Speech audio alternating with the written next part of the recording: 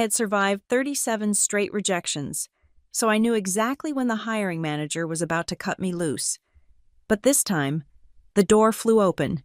The interviewers jumped to their feet as an old man I only knew from dusty photographs walked in.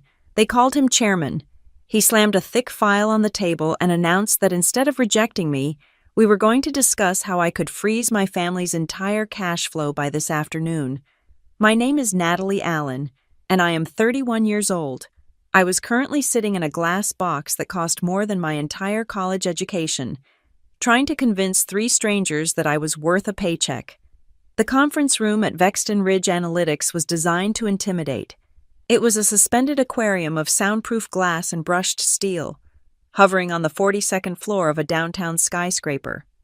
The air conditioning was set to a temperature that I was sure was legally classified as Arctic, a common tactic to keep candidates on edge.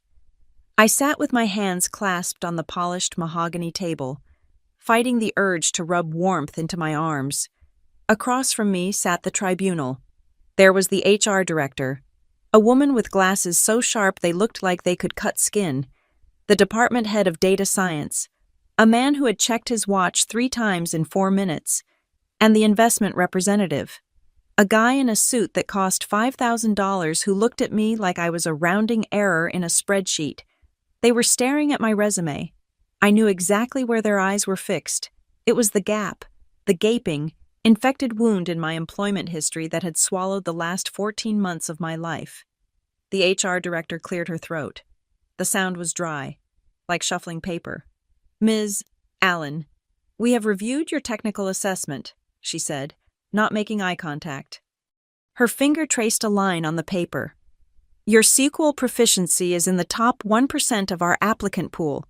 Your predictive modeling case study was, frankly, flawless." I nodded, forcing a polite smile that felt like it might crack my face. "Thank you. I have always taken pride in the precision of my work." However, the investment representative cut in, leaning back in his chair. "There is a pattern here we find concerning. You left Lumencore Metrics abruptly over a year ago. Since then, your history is spotty. Freelance gigs, a few weeks here and there. Nothing sticks." I tightened my grip on my own fingers under the table. I had rehearsed this answer 37 times. This was interview number 38. I left Lumencore due to a fundamental divergence in ethical standards. I said, keeping my voice steady. Management requested that I adjust a dataset for a client presentation to reflect trends that did not exist. When I refused to alter the raw data, the working environment became untenable. I chose to resign rather than compromise the integrity of the analysis. It was the truth. It was the noble, professional truth in a movie. The interviewers would nod with respect, impressed by my unwavering moral compass. In the real world, specifically in corporate America, they just exchanged glances. It was the look people give when they smell something rotting but are too polite to point it out. "Integrity is important," the department head said, finally looking up from his phone. "But we are a client-facing firm. Ms. Allen, flexibility is also a virtue. We need people who can find solutions, not problems." I felt the cold in the room seep into my bones. They did not want an analyst. They wanted a rubber stamp, but I could not afford to be righteous. I had $84 in my checking account. My rent was 6 days late. The ominous hum of the refrigerator in my apartment was a reminder that I could not afford to fix it if it died. "I understand," I said, lowering my head slightly, an act of submission that tasted like bile in my throat. "I assure you, I am pragmatic. My priority is delivering actionable insights." The HR director flipped a page in her folder. She frowned. "We ran a standard background check and reached out to the references on file," she said. My stomach dropped. I had listed a former colleague, someone I trusted. "We received some rather unusual feedback," she continued. "The note here says that while you are technically gifted, you have a history of creating, and I quote, team instability." I blinked. "Excuse me?" "Another note suggests a tendency to be uncooperative with leadership during critical crunch times," she read, peering over her frames, "and that you struggle to separate personal issues from professional obligations." I sat frozen. That was not my colleague. My colleague would never say that. Those phrases uncooperative, personal issues, those were specific. They were weaponized. They sounded like the whispers I heard at family dinners, not performance reviews. Who provided that reference, I asked, my voice rising half an octave. I have written recommendations from my direct supervisors at my 2 previous firms before Lumencore. The HR director closed the folder. We protect the anonymity of our sources. Ms. Allen. But when we see a candidate with a year-long gap in feedback warning us about behavioral risks, we have to pause.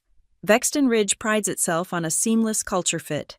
There it was, culture fit, the corporate polite way of saying you are damaged goods. I looked at the whiteboard behind them. It was covered in diagrams about synergy and flow. I looked at their faces. They had already made up their minds 10 minutes ago. This entire charade, the water bottle they offered, the polite nodding, it was just protocol. They were never going to hire me. I realized with a terrifying clarity that this was not just bad luck. 37 rejections. 37 times I had walked in qualified and walked out feeling like a criminal. Someone was poisoning the well.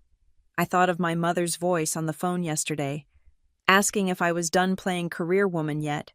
I thought of my sister Lauren, asking if I could pick up her kids early because I wasn't doing anything important anyway. The investment representative checked his watch. He placed his hands flat on the table. The universal signal for get out. Ms. Allen, he began, and I braced myself for the script. We appreciate your time coming in today. Your technical skills are impressive. I stopped listening. I watched his lips move. However, moving forward, other candidates. It was a rhythm I knew better than my own heartbeat. But, he said, we feel that at this time, the heavy oak door to the conference room did not open. It was thrown inward with a force that rattled the glass walls. The 3 interviewers jumped.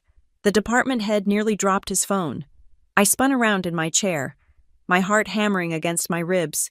Standing in the doorway was a ghost. At least, that was my first thought. He looked like he had walked out of a history book or a very expensive period piece drama. He was an old man, thin, but standing with the rigidity of a steel beam. He wore a charcoal 3-piece suit that was impeccably tailored, a style that had gone out of fashion 40 years ago and then come back around as a symbol of old money.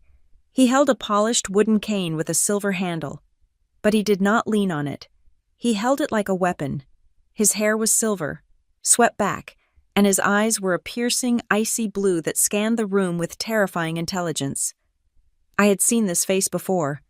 In the dusty, water-damaged photo albums my father kept hidden in the garage, buried under boxes of old tools. This was the face my father had run away from. The investment representative scrambled to his feet so fast his chair tipped over. Chairman Monroe, he stammered. We were not expecting you. The HR director stood up, smoothing her skirt with trembling hands. Sir, what an honor. We are just finishing up an interview. The old man, Walter Monroe, the billionaire recluse who owned the holding company that owned the venture firm that owned Vexton Ridge, ignored them completely. He walked into the room. The sound of his dress shoes on the polished concrete floor was a slow, deliberate rhythm. Click, click, click. He walked past the investors. He walked past the HR director. He walked until he was standing at the head of the table, directly opposite me. He looked at me. For a long, agonizing 10 seconds, he just looked at me. His eyes dissected my cheap blazer, my tired face, the desperate tension in my shoulders. Then, he placed a thick folder on the glass table. It was not a standard manila folder. It was a deep, royal blue, made of heavy cardstock. Embossed on the front in silver letters was a name, Natalie Elaine Allen. My middle name. I never used my middle name on resumes. Sit down, Walter Monroe said to the room. Though he was looking only at me, his voice was gravel and velvet, quiet but commanding absolute obedience. The 3 interviewers sank back into their chairs, looking terrified. Actually, Walter corrected himself. No, do not sit down. He turned to the investment representative. You were about to finish your sentence. You were about to tell Ms. Alan, that despite her being the only person in this room who actually understands the predictive algorithms you sell, you are rejecting her." The man turned pale. "Sir, it is a matter of culture fit. We have concerns about—" "You have concerns because you read a note." Walter cut him off. He tapped the blue folder with a long, bony finger. "You read a note that was planted in her file by a third party. You did not do your due diligence. You simply followed the path of least resistance because it is easier to reject a candidate than to investigate a lie." I stared at him, my mouth slightly open. How did he know? How did he know about the note? Walter looked back at me. His expression softened, just a fraction of an inch.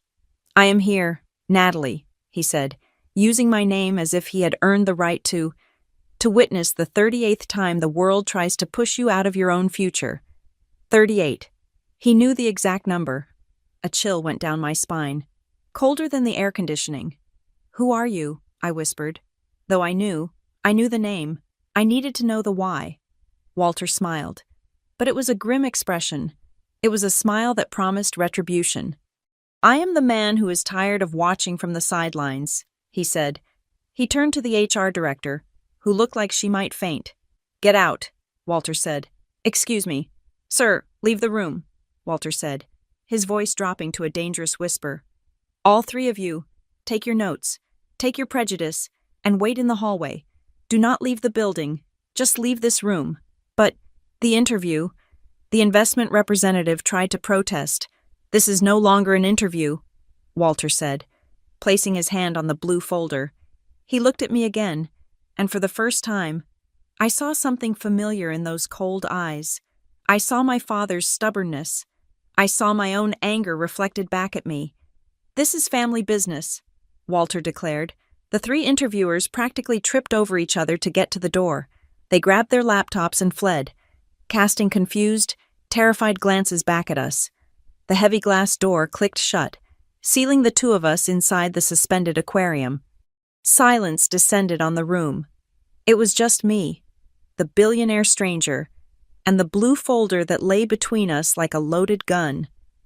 Walter pulled out the chair at the head of the table and sat down slowly. He rested his cane against the edge of the table. He did not look like a frail old man anymore. He looked like a judge. "You have questions," he said. I took a breath, trying to steady my shaking hands. "You are Walter Monroe," I said. "My grandfather." "I am," he confirmed. "My father said you were dead." I said, "Or that you were dead to him." He never clarified which. Mark was always dramatic. Walter said, dismissing a lifetime of estrangement with a wave of his hand. "He preferred the narrative of the struggling underdog. He raised you on that narrative. Poor but proud. We were happy." I said defensively, "You were utilized." Walter corrected sharp and immediate. "There is a difference." He reached out and flipped open the blue folder. Inside, there were no resumes. There were bank statements. There were emails printed out on high-quality paper. There were photographs of my sister, Lauren, standing in front of her beauty studio. There were medical bills with my mother's name on them. And there was a spreadsheet, a complex, detailed map of money flowing like veins through a body. I looked down at the papers upside down. I saw my name, Natalie Allen, and next to it, a series of dates corresponding to every job interview I had failed in the last year. "Why are you here?" I asked, my voice trembling. "Why now?" After 30 years of silence. "Because the game was rigged." "Natalie," Walter said, "I set up a trust, a blind trust for my grandchildren. It had rules, strict rules. I wanted to see if any of my bloodline had the grit to survive without my help." He pointed to the list of rejections. "You survived," he said. "You did not ask for a dime. You did not call the trust. You drove an old car. You lived in a shoebox apartment, and you kept applying. You kept trying to get through the door." He leaned forward, his eyes burning into mine. But the door was not locked. My dear, it was being held shut from the other side. By who, I asked, though the sickness in my gut told me I already knew the answer. Walter turned a page in the file. He spun it around so I could read it. It was an email log from Denise Keene to HR Director. Lumencore metrics. Subject regarding Natalie Allen's mental health status. I stared at the screen capture. My mother? My mother had emailed my old company. And here, Walter said, sliding another paper forward, a transcript of a phone call to the reference checker at the agency I applied to last month. A woman claiming to be your former project manager, warning them about your instability. The number traces back to a cell phone registered to Glowloft Studio. Lauren. I felt the air leave my lungs. The room spun. They did this, I whispered. My own family. They need you, Walter said, his voice devoid of pity. They need you to be available. They need you to be the safety net. If you get a high-powered job in the city, if you move to the East Coast, if you become independent, who fixes the roof? Who co-signs the loans? Who watches the children while Lauren plays business owner? I stared at the papers. The dates matched perfectly. Every time I got close to an offer, a call was made, an email was sent. They sabotaged me. I said, the words tasting like ash. They clipped your wings so you would stay in the nest and feed them. Walter said, they have been living off your labor and your guilt for a decade. And they have been living off my money for longer than that. Unbeknownst to you. He reached into his jacket pocket and pulled out a heavy fountain pen. He placed it on top of the blue file. I have a clause in the trust. Walter said, it is called the interview clause. It states that if a beneficiary is systematically obstructed from employment by other family members, the board, that is me, can intervene. Intervene how, I asked. Walter smiled again. It was the smile of a shark sensing blood in the water. You are currently the poorest person in your family, Natalie, on paper, but right now, in this room, you have the authority to become the executioner. He tapped the pen. I am not offering you a job. Natalie, I am offering you the controls. Sign this, and we freeze them out. All of them. The stipends you did not know they had, the rent assistance for the studio, the medical coverage, the credit lines. He leaned back. They wanted you to be unemployed so you could serve them. Fine. Let us see how they survive when the servant becomes the master. I looked at the pen. I looked at the evidence of my mother's betrayal. I looked at the 38 rejections that had destroyed my confidence, all engineered by the people who claimed to love me. The cold in the room didn't bother me anymore. I felt a fire starting in the center of my chest. What do I have to do? I asked. Walter Monroe nodded at the blue folder. Read the file, he said, and then, tell me if you are ready to stop being the victim and start being the Monroe I know you are, to understand why the man sitting across from me was handing me a loaded gun in the form of a fountain pen. You have to understand the person I was before the 38 rejections. You have to understand that I was not always a desperate woman in a cheap blazer. 2 years ago, I was a ghost in the machine at Lumencore Metrics. I was the senior data analyst, and I was making $125,000 a year. I was good at my job. I was exceptional. I could look at a chaotic scatterplot of consumer behavior and see the narrative hidden in the noise.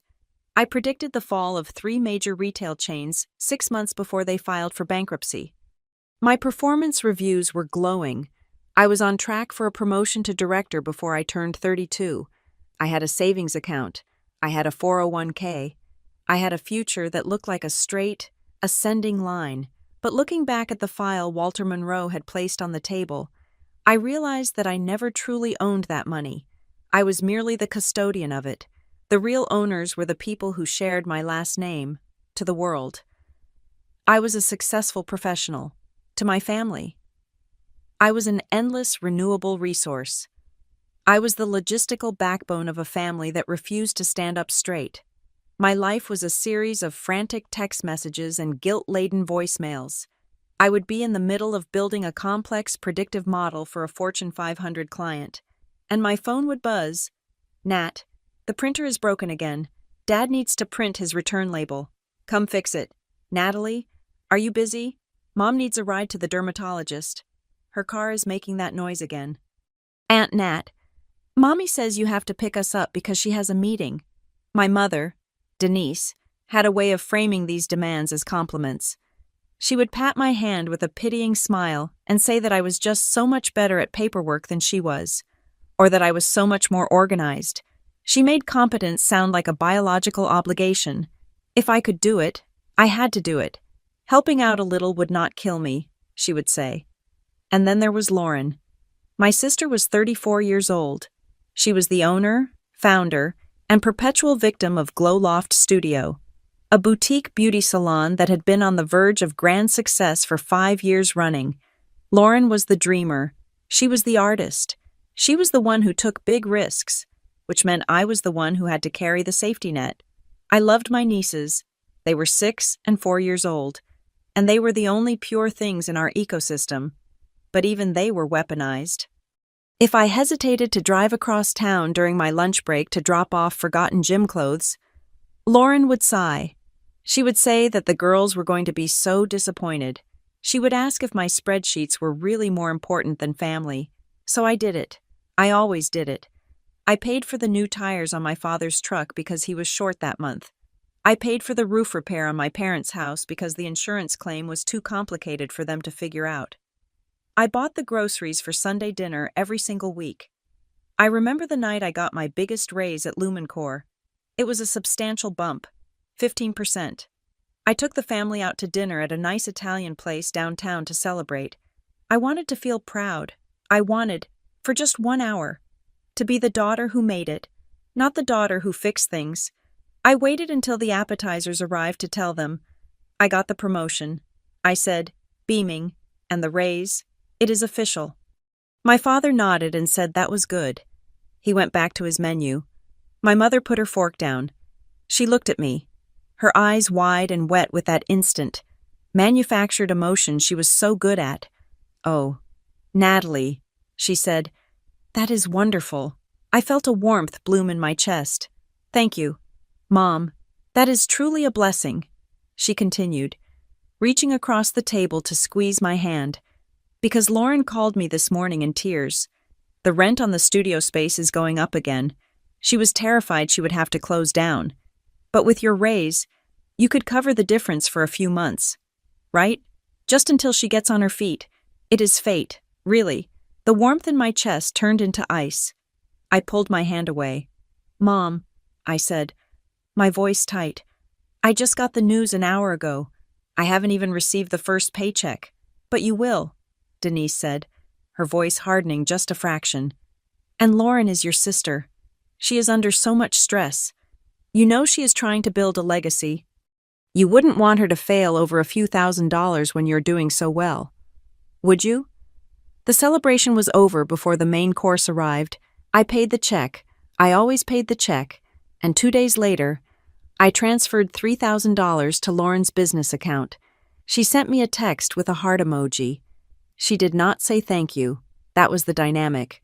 I made the money, and they found new emergencies to fill the space that money occupied. And then, the fire at Lumencore happened. It was not a literal fire. It was a request from the Vice President of Strategy. We were preparing a report for a massive pharmaceutical client. The data was clear. The trend line was flat.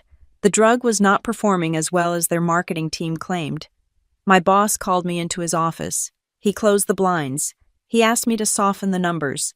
He used words like recontextualize and optimize the narrative. He wanted me to exclude the third-quarter data points that drag the average down. I refused. I told him that was fraud. I told him that my name was on the report, and I would not sign off on a lie. I thought I was being a hero. I thought the system would protect me. I filed a report through the internal ethics hotline. I was naive. Within a week, I was isolated. I was left off email chains. My access to the primary servers was revoked for maintenance. I was labeled as difficult. I was told in a meeting that I lacked the flexibility required for senior leadership. They did not fire me. They just made the air in the office so thin I could not breathe. Finally, HR called me in. They offered me a mutual separation agreement, 3 months of severance pay in exchange for my silence and my immediate departure. They called it a clean break. I signed it. I walked out of the building with a box of personal effects and my integrity intact. I thought I would be okay. I had a great resume. I had skills. I would find another job in a month. I was wrong. The moment I lost my job, my family did not offer support. They saw an opportunity. The very next morning, my mother was at my door at 8 o'clock. Since you are not working now, she said, bustling into my kitchen, you can finally help me clean out the garage. Dad has been putting it off for years. Mom, I said, still in my pajamas, feeling the shell shock of unemployment. I need to update my resume. I need to start applying. You have plenty of time for that. She dismissed. You are smart. You will get a job tomorrow. But today, you are free. Free. That was the word they used. Because I was not clocking into an office. My time was suddenly public property. I became the full-time nanny for Lauren's kids, so she could attend networking events that looked suspiciously like brunch with her friends. I became the chauffeur for my father. I became the housekeeper. And the money. The severance check that was supposed to be my lifeline, my survival fund, until I found work. It began to bleed away. 2 weeks after I left Lumencore, Lauren came to my apartment. She did not knock. She had a key. She looked frantic. The business credit card. She said, pacing around my small living room, I maxed it out. I bought the new laser equipment because I thought the loan came through. But it didn't. The interest rate is 24%. Nat, if I don't pay the minimum and a chunk of the principal, they are going to send it to collections. It will ruin my credit score. How much I asked? Rubbing my temples. 4,000, she said. I choked on my coffee. Lauren, I am unemployed. I am living on a fixed amount of cash. But you have the severance, she pleaded. You have that big check. Look, just loan it to me. I have a big bridal party booked for next month. I will pay you back in 30 days. I swear on my life. She cried. She said she was a failure. She said she was going to lose the studio and the kids would starve. I wrote the check. I paid off her credit card. 30 days passed. Then 60. I asked for the money back. Lauren got angry. She said I was being insensitive. She said business was slow. She said family should not keep score. I never saw that $4,000 again. 4 months into my unemployment, I realized the local market was drying up. I started looking at jobs in Chicago and Boston. I found a great opening in Boston. It was perfect. I told my mother I was thinking of applying. I expected her to be happy that I was taking initiative. Instead, she burst into tears. You would leave us, she sobbed, sitting at her kitchen table. Now. When everything is so hard, Mom. I need a job, I said gently. There is nothing here. There are plenty of jobs here. She insisted. You are just being picky. You cannot move to the East Coast. Who will help your father with his therapy appointments? Who will pick up the girls on Tuesdays and Thursdays? You know Lauren is drowning. She needs you. We need you. I am drowning too. Mom, I said, you are fine, she snapped, wiping her eyes. You are strong. You always figure it out. But if you leave, this family falls apart. Is that what you want? Do you want to be the reason your sister loses her business? The guilt was heavy. Physical weight. It sat on my chest like a stone. I did not apply for the job in Boston. I stayed, and I watched my savings account dwindle to double digits. I stayed, and I let them consume my days with errands and my nights with their crises. And all the while, I was interviewing, I was putting on my suit, driving to offices, shaking hands, and doing my best. And every time, I came home to a rejection email. I started to doubt my own sanity. Was I bad at this? Had I lost my edge? I would sit in my car after a rejection, crying, and my phone would ring. It would be Lauren. Hey, since you are already downtown for that interview thing, can you pick up my dry cleaning? Thanks. Love you. They did not care that I was failing. In fact, looking back, it seemed like my failure was convenient for them. As long as I was unemployed, I was available. As long as I was desperate, I was compliant. I looked down at the blue folder in the quiet conference room. I looked at the spreadsheet that showed the money flowing from the trust to my father, to my sister. While I was paying for their tires and their debts with my severance money, they were receiving monthly stipends from a grandfather I was told did not exist. They had money. They had always had money. They drained me not because they were poor, but because they were greedy. They drained me because it was easier to spend my money than to touch their own. They drained me because keeping me poor and kept me close. I remembered the look on my mother's face when I told her I had lost my job at Lumencore. I had expected worry, but now, replaying the memory, I realized what I had actually seen. It was relief. She was relieved because she knew that if I wasn't working for a company, I would be working for her. I felt the anger rising up my throat. Hot and bitter, I had sacrificed my career, my financial security, and my self-respect to keep them afloat, and the whole time, they were standing on a yacht, watching me tread water until my muscles gave out. I looked up at Walter Monroe. I remember everything. I said, my voice steady, though my hands were clenched into fists. I remember every single dollar. Good, Walter said. He pointed to the next section of the file. Then you are going to want to see how they made sure you stayed unemployed, because the sabotage did not stop at asking for favors. That was just the beginning. The descent wasn't a sudden drop. It was a slow, suffocating slide. After the initial shock of leaving Lumencore wore off, I treated my unemployment like a project. I woke up at 6 in the morning. I showered. I dressed in business casual, sat at my small dining table, and opened my laptop. I was a data scientist. I solved problems for a living. I assumed that my unemployment was just another variable I needed to optimize. I cast a wide net. I applied to boutique consulting firms, massive tech conglomerates, and even mid-tier marketing agencies that needed data cleaning. I swallowed my pride and applied for junior positions, roles that paid 40% less than what I had been making. I told myself it was temporary. I just needed a foothold. The first few rejections were standard form letters. Thank you for your interest. We have decided to pursue other candidates. That was fine. That was statistical noise. The market was tough. But then came the 5th interview. It was with a mid-sized consulting firm on the outskirts of the city. The interview had gone well. We had discussed Python libraries and predictive modeling. The hiring manager was nodding. I felt the familiar hum of a good connection. Then, he looked down at his notes. He frowned, tapping his pen against the desk. So, Natalie, he said, walk me through what you learned from your conflict with management at your last role. I froze. My smile stayed plastered on my face, but my mind raced. Conflict with management, I asked, keeping my voice even. I am not sure I understand. I left Lumencore to pursue new challenges. He looked at me, his eyes narrowing slightly.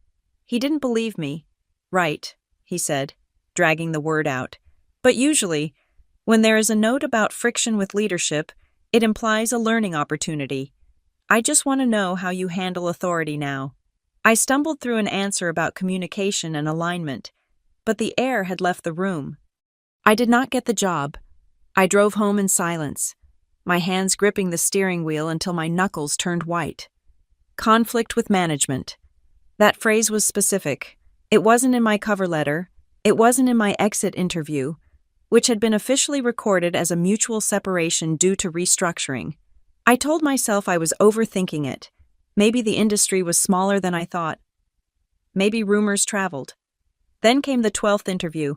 It was for a position I was overqualified for by a mile. The HR representative was a young woman who looked like she was barely out of college. She was going through a checklist.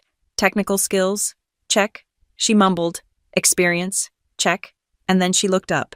So, tell me about the conflict with management. How do you ensure you stay on task when you disagree with a directive? The room spun. It was the exact same phrase, identical. It wasn't a rumor. It was a script. Someone was defining my story before I even walked into the room. I needed data.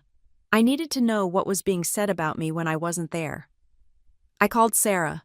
Sarah was an old friend from college who worked in HR at a logistics company. She wasn't hiring, but she had access to the back-end systems that HR professionals use to share background checks and reference notes. I need a favor. I told her over the phone, I need you to pull my file, the unofficial one. Natalie, I can't do that, she said. It is a breach of privacy. Please, I begged. I am losing my mind. I have been rejected 12 times. Someone is saying something. I just need to know what it is. She sighed. Give me an hour. An hour later, she called me back. Her voice was quiet. Nat, she said, it is bad. How bad? The official reference from Lumencore checks out, she said. Dates of employment, title, salary, that is all standard. But there is a flagged note in the candidate reliability database. It says, would not rehire. Candidate demonstrated loyalty issues. Loyalty issues. I laughed, a harsh barking sound that startled me. Loyalty issues, I asked. Sarah, I refuse to help them commit fraud. I refuse to falsify data for a client. That is integrity, not a loyalty issue. In the corporate world, sometimes they are the same thing, Sarah said softly. But that is not all. What else? There is a notation from a verbal check, she said. It is recent. It says that a secondary source confirmed a pattern of instability. Who is the secondary source? I demanded. It is anonymous, Sarah said, but the note says the source identified themselves as a family member. The phone felt heavy in my hand. A family member. It says the family member called to express concern about your ability to handle high-pressure environments. Sarah read, they mentioned that you have been struggling with personal commitments and that you tend to leave projects unfinished. I sat on my living room floor, surrounded by unpaid bills and rejection letters. Who would do that? I whispered. I don't know, Sarah said. I'm sorry. Nat, but with a flag like that, most automated systems are filtering you out before a human even reads your resume. You are fighting a ghost. I hung up. I sat there until the sun went down. A family member. I wanted to believe it was a mistake. Maybe an enemy from high school. An ex-boyfriend. But the phrasing was too specific. Struggling with personal commitments. That was my mother's language. That was the way Denise spoke about anyone who didn't do exactly what she wanted. A few nights later, I got my confirmation. I was at my parents' house. I had driven over to fix their Wi-Fi because my father couldn't figure out how to reset the router. I was in the kitchen, pouring myself a glass of water, when I heard my mother's voice coming from the sunroom. She was speaking in that hushed, conspiratorial tone she reserved for gossip. No, I know, she was saying. It is just that we are so worried about her. If she moves to the East Coast, she will be all alone. She is fragile right now. I froze, the glass hovering halfway to my mouth. Yes, exactly, she continued.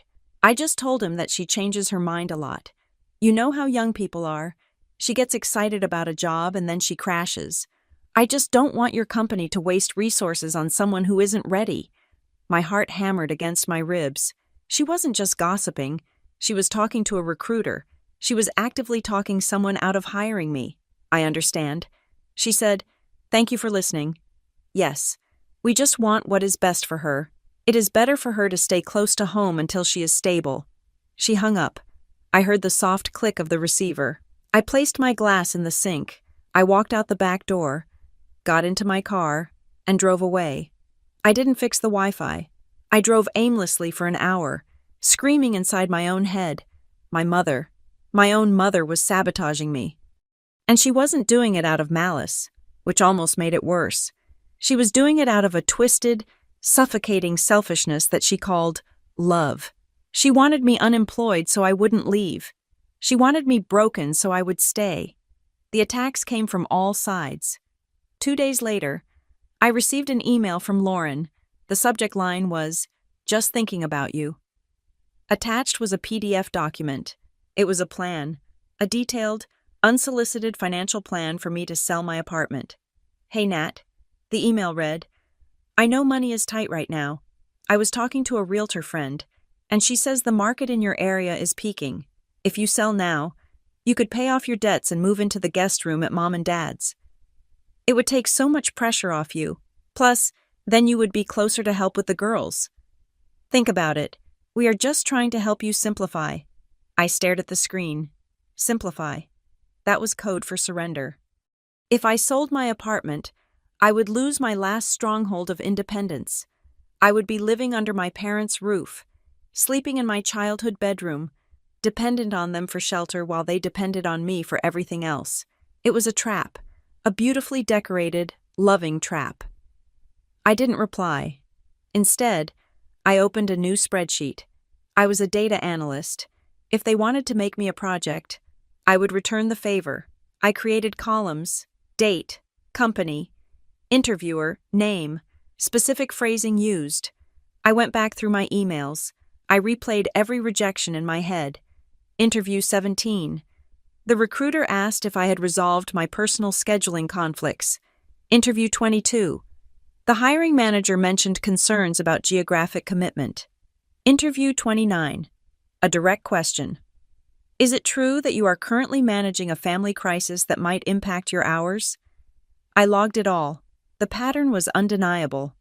Every time I made it past the initial screening, every time I got close to an offer, someone made a call, someone sent an email. But knowing it and proving it were two different things. I was one person against a faceless system.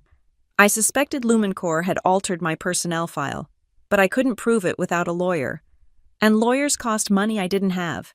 I was trapped in a loop. I needed a job to get money to stop them from keeping me from getting a job. The breaking point came on a Tuesday. I had applied to a small analytics firm called Cedarline. It wasn't a glamorous job. It was back-end data entry and basic SQL maintenance. It was beneath my skill level. But I was desperate. I had nailed the interview. I had references from college professors ready to go. I was sure I had this one. Then, the email arrived. Dear Ms.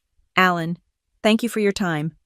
Unfortunately, we have decided not to proceed with your candidacy. It was standard. But then, I noticed something. There was an attachment. The recruiter had replied to a chain of emails and forgotten to remove the internal history. My hands shook as I clicked on the file. It was a thread between the hiring manager and the HR lead. From HR lead to hiring manager. Subject re Natalie Allen candidate profile. She looks great on paper, Mike, but we got a weird ping on the background check, not criminal, but a character flag, from hiring manager to HR lead. What kind of flag? From HR lead to hiring manager. We received an unsolicited email from a concerned party claiming to be the candidate's family. They warned that she has deep-seated commitment issues and is likely to leverage this offer to get a counteroffer elsewhere. They said she is volatile right now. Honestly, it is too much drama. We need someone steady. Let's pass. I read the line again. Commitment issues. Volatile. I looked at the timestamp on the email chain. It was dated yesterday morning. Yesterday morning, I had told Lauren that I had a good feeling about this job. I had told her the name of the company. I sat back in my chair. The apartment was quiet. The hum of the refrigerator sounded like a countdown. I looked at my spreadsheet. Row 37, rejection number 37. It wasn't the economy. It wasn't my skills. It wasn't my gap year. It was them. They were hunting my future. They were actively shooting down every opportunity I created because they needed me to stay wounded. They needed me to be the failure so they could feel like the heroes who were taking care of me, while simultaneously using me to subsidize their lives. I felt a cold clarity wash over me. It was the same feeling I got when a complex dataset finally aligned, and the answer revealed itself. I wasn't fighting for a job anymore. I was fighting a war. I looked at the list of 37 rejections. 37 times they had won, but they had made a mistake. They thought they were burying me. They didn't realize they were just giving me more data. I saved the email. I saved the attachment. I backed up my spreadsheet to an external drive and hid it in a shoebox in my closet.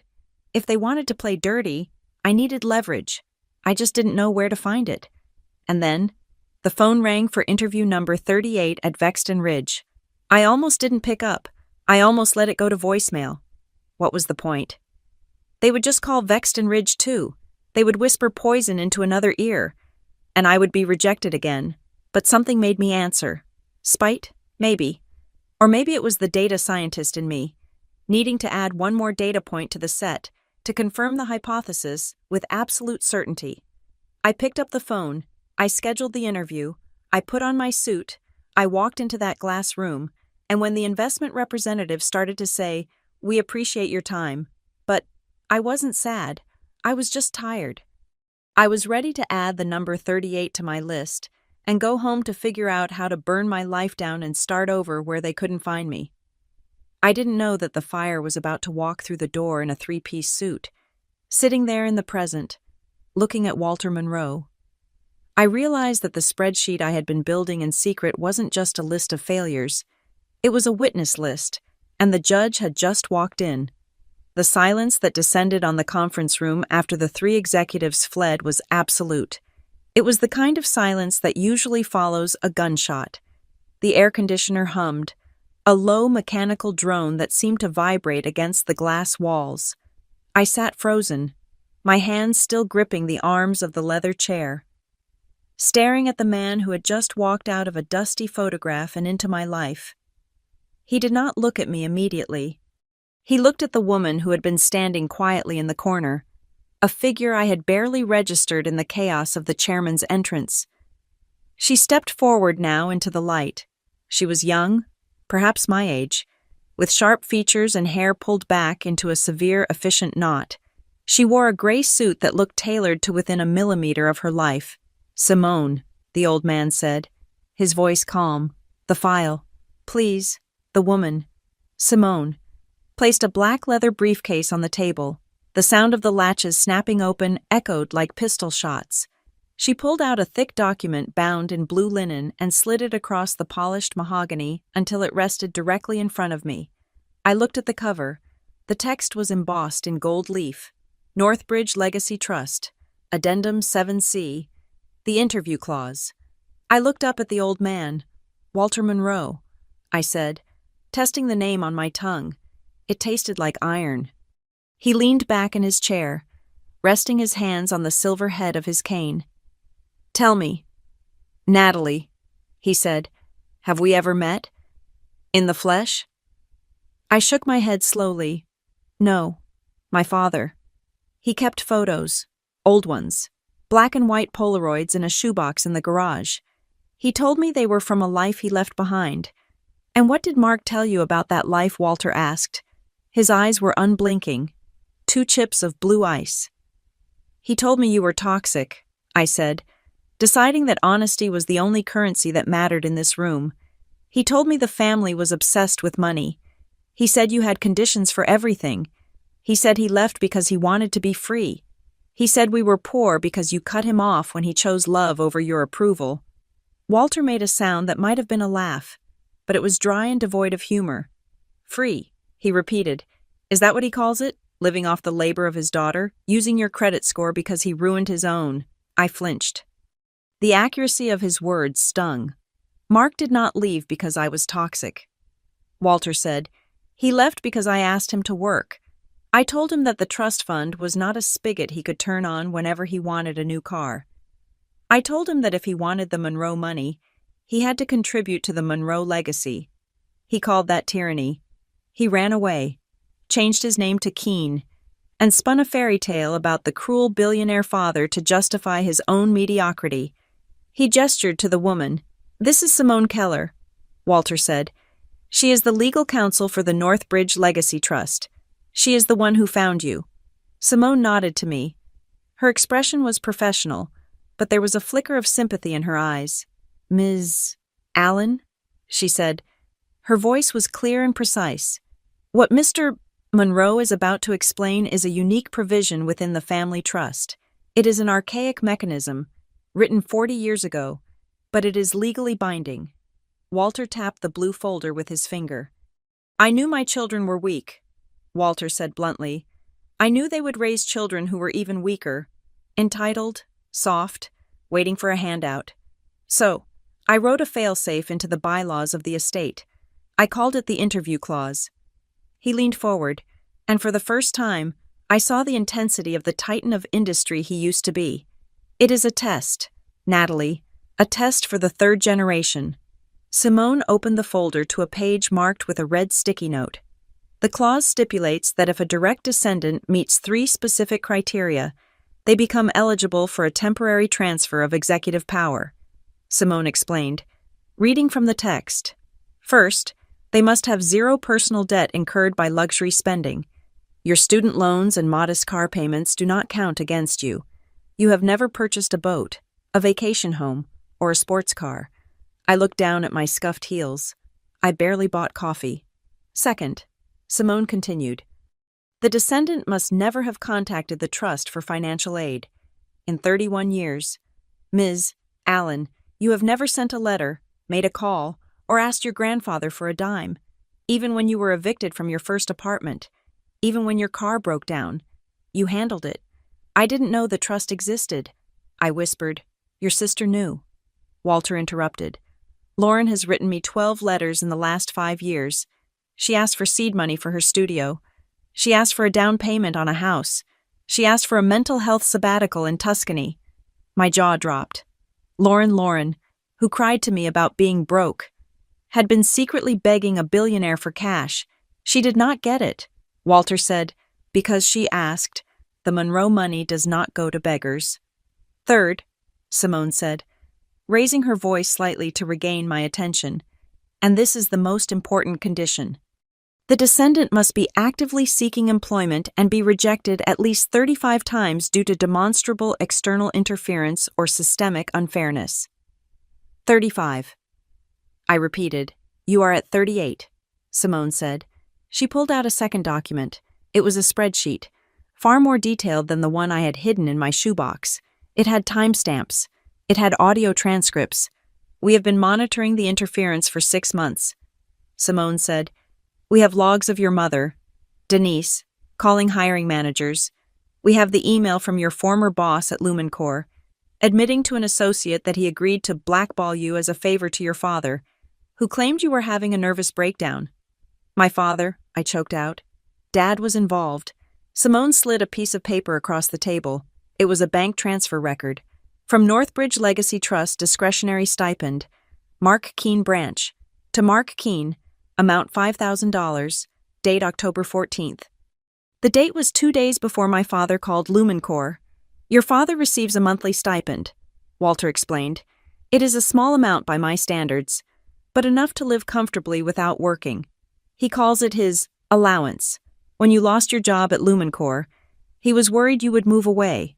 If you moved away, who would drive him to his golf games? Who would fix the house? So, he called your boss. He traded his dignity for your unemployment. I felt sick, physically sick. The room seemed to tilt. All those times my father sat in his armchair, sighing about how hard the economy was, telling me to hang in there. He was the one cutting the safety line. Why, I asked, my voice cracking. Why would they do that? Because you are the engine. Natalie, Walter said softly, you are the only one in that house who knows how to work. If you leave, the machinery of their lives stops. They are parasites, and you are the host. A parasite never lets the host leave the building. He pointed to the glass walls of the interview room. Vexton Ridge is a portfolio company of Northbridge. Walter said, I ordered them to bring you in for an interview. I ordered them to reject you. I stared at him. You rejected me. I needed the 38th rejection to happen in a controlled environment, Walter said. I needed to witness it. I needed to be sure that you would walk into this room, head high, and take the blow one more time without breaking. He looked at me with something that looked like pride. And you did. You sat there and took it. You did not scream. You did not beg. You maintained your dignity in the face of absolute absurdity. Simone closed the file and placed her hand on top of it. Because you have met all 3 criteria. Clause 7C has been activated as of this morning, she said formally. She looked at me. Ms. Allen, effectively immediately, you are not an unemployed data analyst. You are the temporary trustee of the Mark Keene branch of the Northbridge Legacy Trust. I blinked. I don't understand. What does that mean? It means, Walter said, his voice dropping to a dangerous, heavy register, that for the next 24 hours, you have absolute authority over the flow of money to your family. He picked up the fountain pen and held it out to me. Currently, the trust pays for your parents' mortgage. It pays for Lauren's studio rent. It pays for the credit cards they claim they use for emergencies. It pays for the private school tuition for your nieces. It pays for your father's country club membership. I took the pen. It was heavy, warm from his hand. They tell you they are broke, Walter said. They are not broke. They are funded. They spend every cent I give them, and then they come to you for the rest because they are greedy. They want to drain me and they want to drain you. He leaned forward. Tonight, Before the clock strikes midnight, you have a choice. You can sign the authorization to continue the stipends. You can walk out of here, go back to your apartment, and keep living as their servant. They will never know you were here. You can continue to be the dutiful daughter who pays for everything while they laugh at you behind your back. Or, he said, his eyes flashing, you can sign the freeze order. The freeze order, I asked. You can cut them off. Simone clarified. Completely.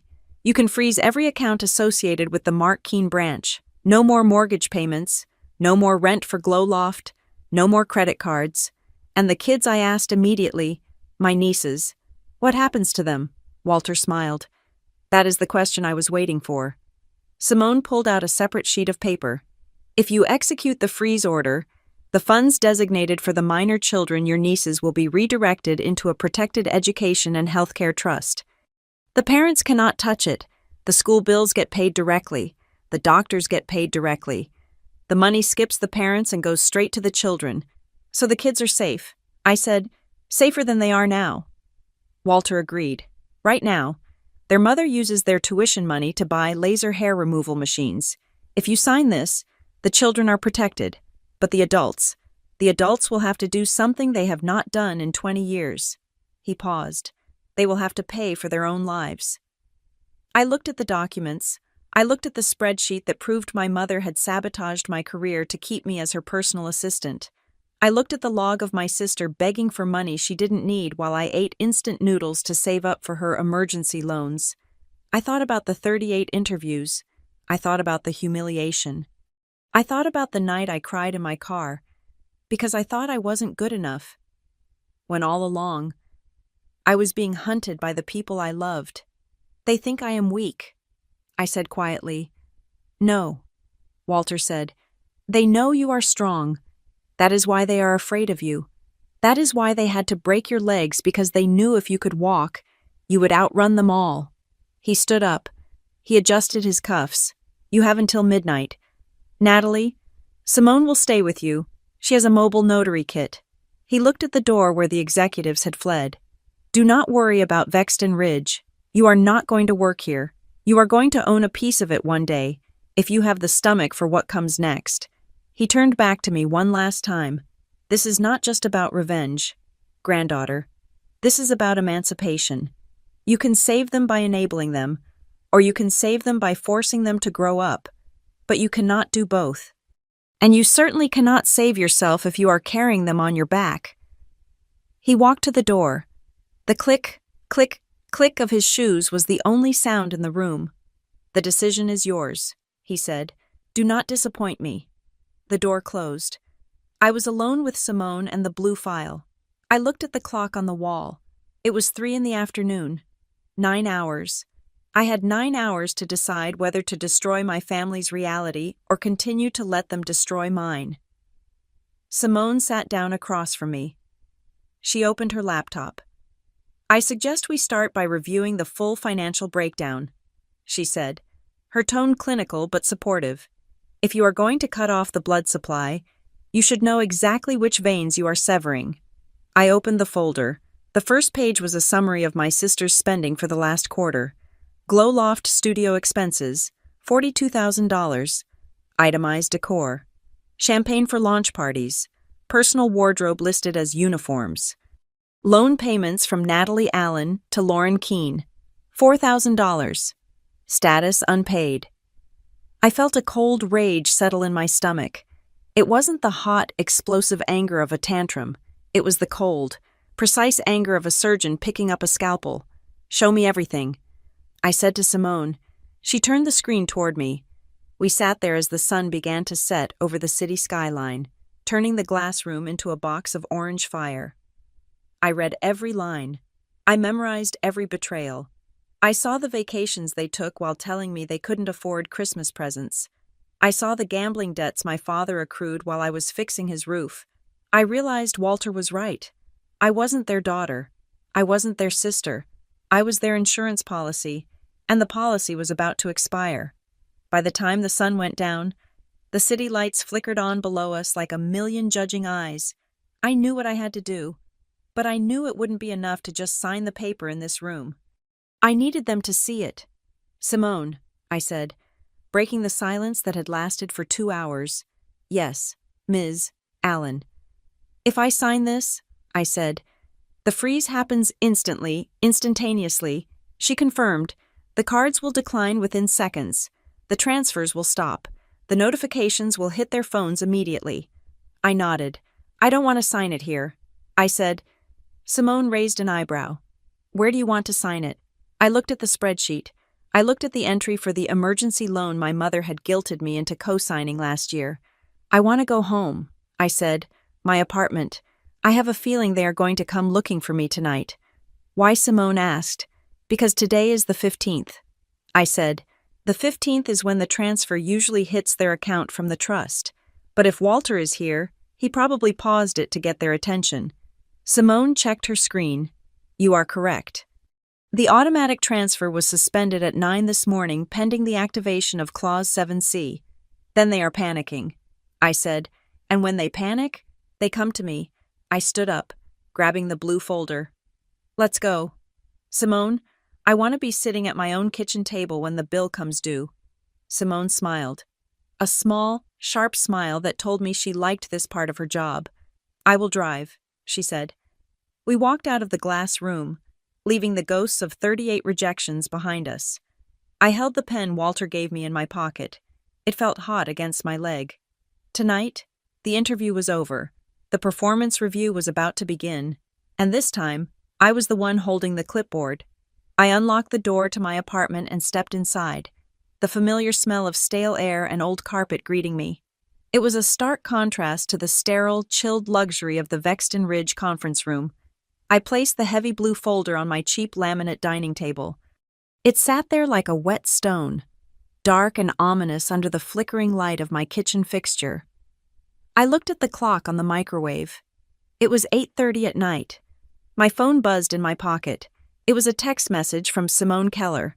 When you are ready to discuss activation, initiate the secure video call. The link is active. I stared at the folder. My hands were trembling, not from cold, but from an adrenaline crash. I pulled out a chair and sat down. I took a deep breath and flipped the cover open. The first page was a flowchart. It was titled, Northbridge Legacy Trust Disbursement Overview. It looked like a tree. At the top was the main corpus of the trust, a massive block of capital managed by Walter. Below it, the money split into 3 main arteries. One went to a charitable foundation, one went to an uncle I had never met living in Zurich, and the third branch was labeled the Mark Keene branch. I followed the line down. It fed into a singular account. Monthly stipend, $12,500. Status active. Duration, 180 months. I did the math in my head instantly. That was $150,000 a year. For 15 years. That was over $2 million that had flowed quietly, steadily, into my parents' bank account while I was growing up. I stared at the number, $12,500 a month. I remembered my father sitting at the kitchen table, head in his hands, groaning that we could not afford to fix the transmission on his truck. I remembered him telling me that I had to take out the maximum student loans because we just don't have the liquidity right now. Sweetheart, I remembered eating generic macaroni and cheese for weeks because money is tight. They were not poor. They were collecting a salary for existing, and they had hoarded every cent of it while watching me drown in debt. And worse, that money had never trickled down to me, not for college. Not for my first car, not for rent. I felt a wave of nausea. I reached for my laptop and clicked the link Simone had sent me. The screen flared to life. Simone Keller appeared instantly, sitting in a home office with walls lined with books. She looked just as sharp and unruffled as she had in the boardroom. I see you have opened the file, Simone said. Her voice was calm, professional. They have been getting $12,000 a month, I asked, my voice sounding hollow in the empty apartment. Since I was 16, yes, Simone confirmed, plus an annual inflation adjustment. Your father refers to it as his pain and suffering compensation for being cut off from the main fortune. I rubbed my eyes. I need to see the rest. Simone, show me where it went. Simone nodded. I need you to open the digital supplement I just emailed you. It is an encrypted zip file. I opened my email. The file was there. Subject evidence log. Alan Keene. It is password protected, Simone said. To open it, you need to type in the name of the stray cat you fed in your sophomore year of college. The one you mentioned in an email to your ex-boyfriend. I froze. I had never told anyone about Barnaby. I had only written it in one email. Sent from a personal account 6 years ago. How do you have that? I asked. A chill running down my spine. Northbridge security protocols are extensive, Simone said, not apologizing. We have been monitoring your communications for threats for a decade. Walter wanted to ensure no one was extorting you. He was looking for outside enemies. He did not expect the threat to be inside the house. Enter the name. I typed Barnaby. The file unlocked. It wasn't just a list. It was an autopsy of my family's greed. I scrolled through the rows of data. The stipend money came in on the 15th of every month, and by the 20th, it was gone. Withdrawal, Glowloft Studio. Startup capital, $30,000. Withdrawal, Glowloft Studio. Rebranding fee, $15,000. Withdrawal, Denise Keene. Holistics Retreat, $8,000. Withdrawal, Mark Keene. Vintage Golf Club. Restoration, $6,000. It went on and on. They weren't using the money for bills. They were using it to fund their delusions of grandeur. Lauren's failed business ventures. My mother's endless pursuit of expensive wellness fads. My father's hobbies. And then, I saw the entries that made my blood run cold. Loan payment, Rivengate Bank, $750. Loan payment, Rivengate Bank, $750. I frowned. I don't have a loan with Rivengate Bank. I said, I bank with Chase. Simone's face on the screen remained impassive. Scroll to document 4, she said. I clicked on the file. It was a PDF of a loan agreement. Small business expansion loan. Principal amount $80,000. At the bottom of the page was a signature. Natalie Elaine Allen. It was my name. It looked like my handwriting. But I had never seen this document in my life. I never signed this. I whispered. $80,000. I never signed this. We know. Simone said, look at the timestamp on the notary stamp. January 14th of this year. Where were you on January 14th? I closed my eyes. Thinking back, I was at a final round interview in Chicago. I was physically in another state. Exactly. Simone said, now, open the video file labeled Rivengate Surveillance. I clicked play. The footage was grainy, taken from a security camera behind a bank teller's counter. I saw my sister, Lauren, standing at the counter. She was laughing. She was wearing a coat that I recognized because I had bought it for her birthday. Standing next to her was a woman I didn't know, the bank teller. Lauren slid a stack of papers across the counter. The teller didn't even look at them. She just flipped to the back page, stamped it, and then they high-fived. Lauren forged your signature. Simone explained. The loan officer is an old high school friend of hers. They bypassed the identity verification protocols. Lauren took out $80,000 in your name to renovate her studio. She put you down as the primary borrower and herself as the co-signer. My stomach dropped. If she defaults on this, Simone finished. The bank comes after you. They garnish your wages. They ruin your credit score. And given that Glowloft has not made a profit in 4 years, a default is mathematically inevitable within 6 months. She stole my identity. I said, the words tasting like acid. My sister committed a felony against me. Yes, Simone said. She did. And your mother knows. We have a text log where Denise tells Lauren to make sure Natalie never sees the mail from Rivengate. I sat back, feeling the room spin. This wasn't just taking advantage of me. This was predation. They were harvesting me. They were using my clean credit history, which I had fought so hard to maintain while unemployed, as a fresh vein to tap, because they had already drained their own. There is one more thing, Simone said softly. The reason you are unemployed. I opened the last file. It was an internal memo from LumenCorp. It was dated 3 days after I was let go. My former boss had written a note to the HR file to justify marking me as do not rehire. Update received call from Denise Keene, mother of the former employee. Conversation duration, 47 minutes. Mother confirmed that Natalie is suffering from an acute behavioral health crisis and is prone to fabrication. Advised that any reference checks should reflect that the separation was due to performance reliability issues, not voluntary resignation. Agreed to update the file to protect the firm from liability. I stared at the screen. 47 minutes. My mother had spent 47 minutes on the phone with my old boss, convincing him to destroy my reputation. Why, I asked. Tears pricking my eyes. Not tears of sadness, but of sheer, hot rage. Why would she do that? Read the next line. Simone said, "Note, Mrs. Keene implied that if we provide a neutral or positive reference, Natalie might feel emboldened to sue the company for the original data dispute. She suggested that a negative reference would keep Natalie focused on recovery at home and less litigious. She sold me out. I realized she traded my career to protect my old boss, just so I would stay unemployed and trapped in her house. She made a deal with the people who fired me." I slammed the laptop shut, then immediately opened it again. I felt like I needed to break something. "They are monsters," I said. "They are people who have never been told no," Simone corrected, "and they are people who are terrified of losing their servant." She leaned into the camera. "So, Natalie, the question stands. You have seen the map. You see the flows. You see the fraud." She paused. "Do you want to be the temporary trustee?" I looked at the loan document again.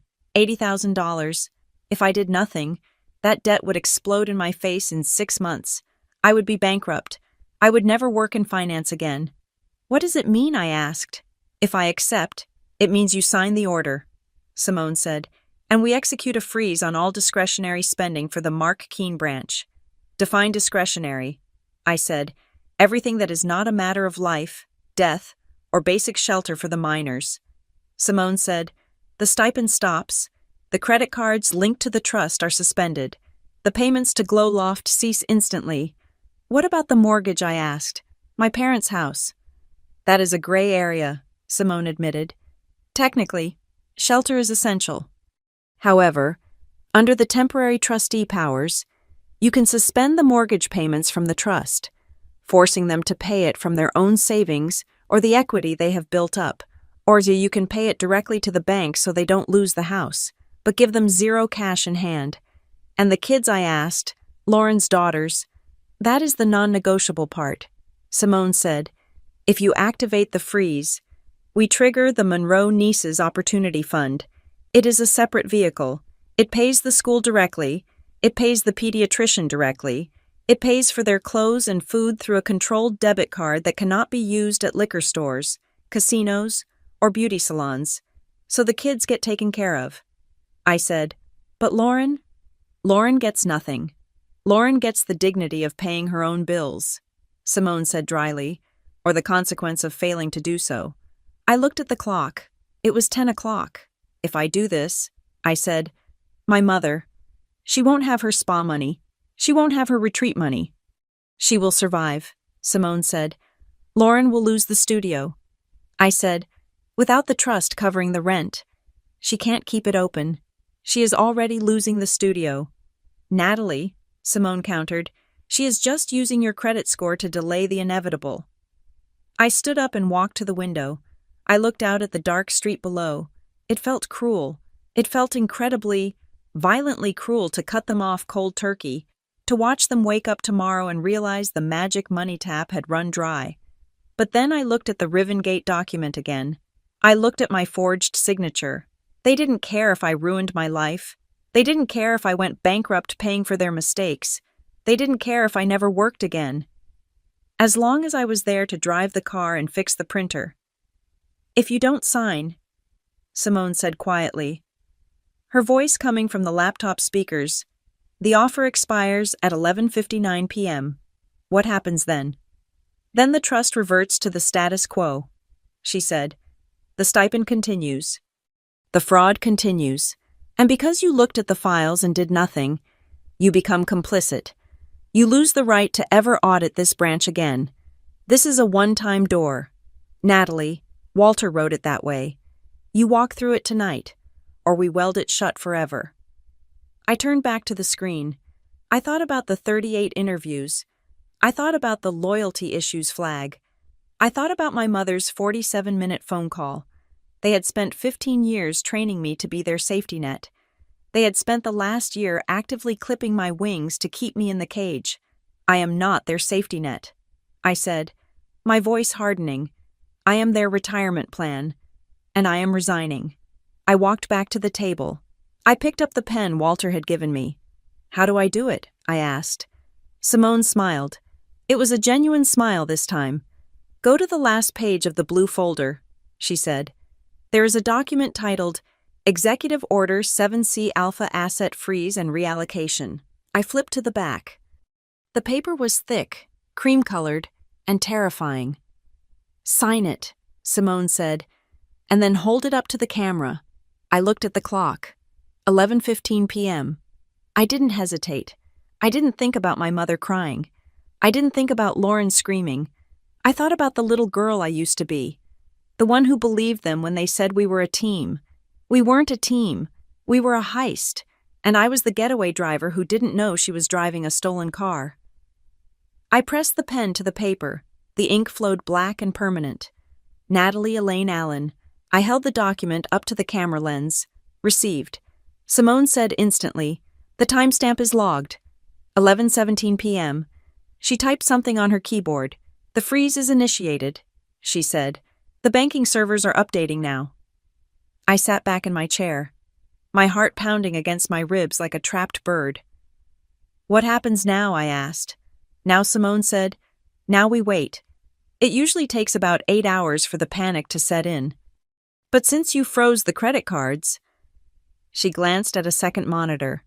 Oh, it seems your sister is trying to pay for a late-night dinner at a sushi restaurant right now. I watched Simone's face, declined. Simone said simply, insufficient funds authorized. I let out a breath I didn't know I was holding. Get some sleep. Natalie, Simone said, you are going to need it. They will be at your door by noon. I closed the laptop. I sat in the silence of my apartment.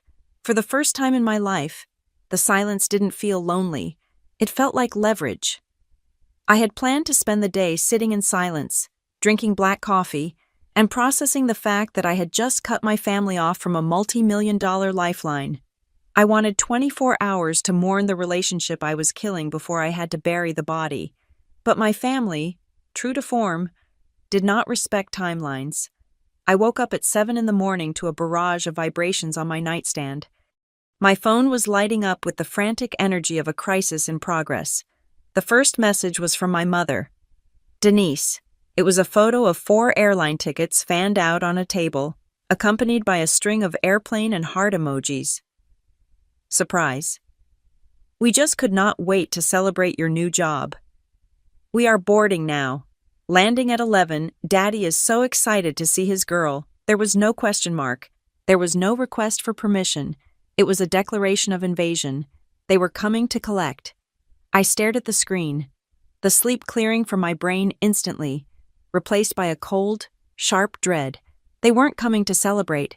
They didn't even know what job I had supposedly gotten, or that I hadn't actually gotten the job at Vexton Ridge in the way they thought. They were coming because the money had stopped.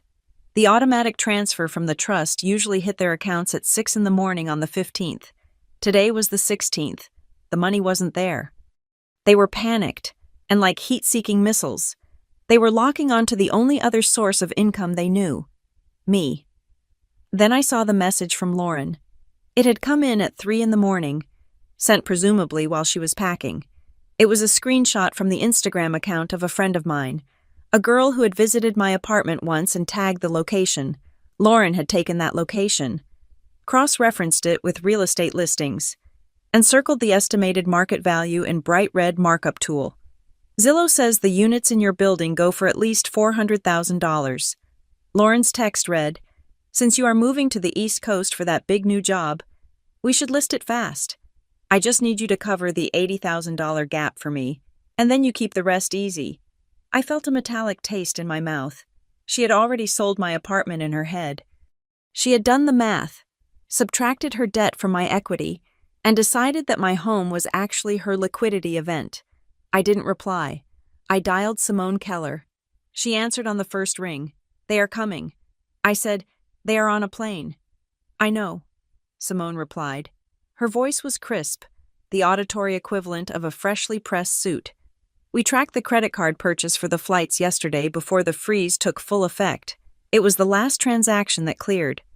They think I'm going to sell my apartment, I said, walking to my window and looking down at the street. They think I'm going to fix the $80,000 loan Lauren forged. Of course they do.